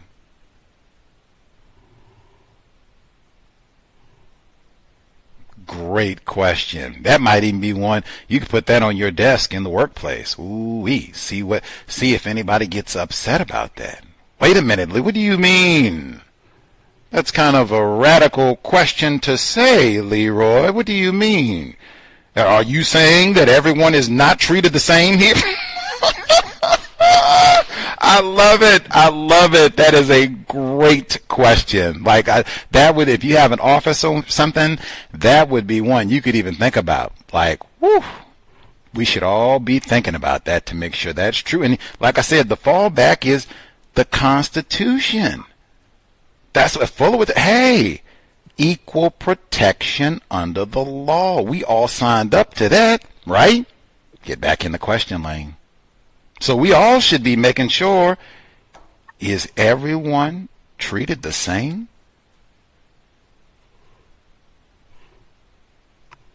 Great question. Love it.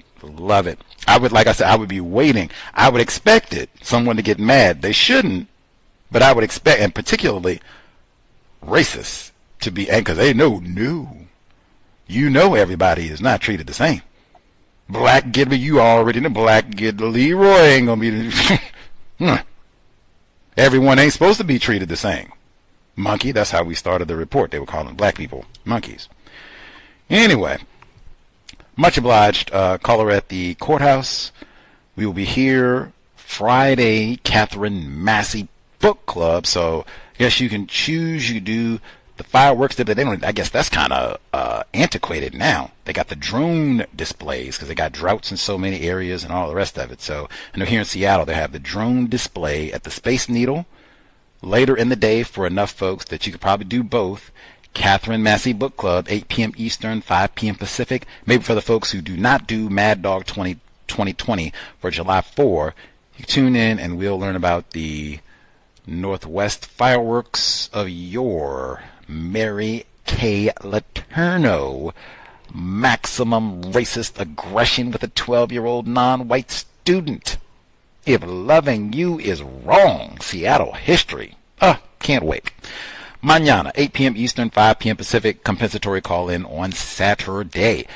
One more time, sobriety would be best. Especially this weekend because they'll have sobriety checkpoints. Creator, we ask that you help us use our time and energy to replace white supremacy with justice. Remind non-white people not to waste our time and energy, especially our own. No gossiping. No name-calling black people. No throwaway offspring to be bribed with hot chips and gummies. Replace white supremacy with justice immediately. Cow signing out. Thanks all for tuning in. Nigga, you so brainwashed. I'm a victim, brother. Problem. You're a victim. I'm a victim of 400 years of conditioning. Shut up. The man has programmed my conditioning. Even my conditioning has been conditioned.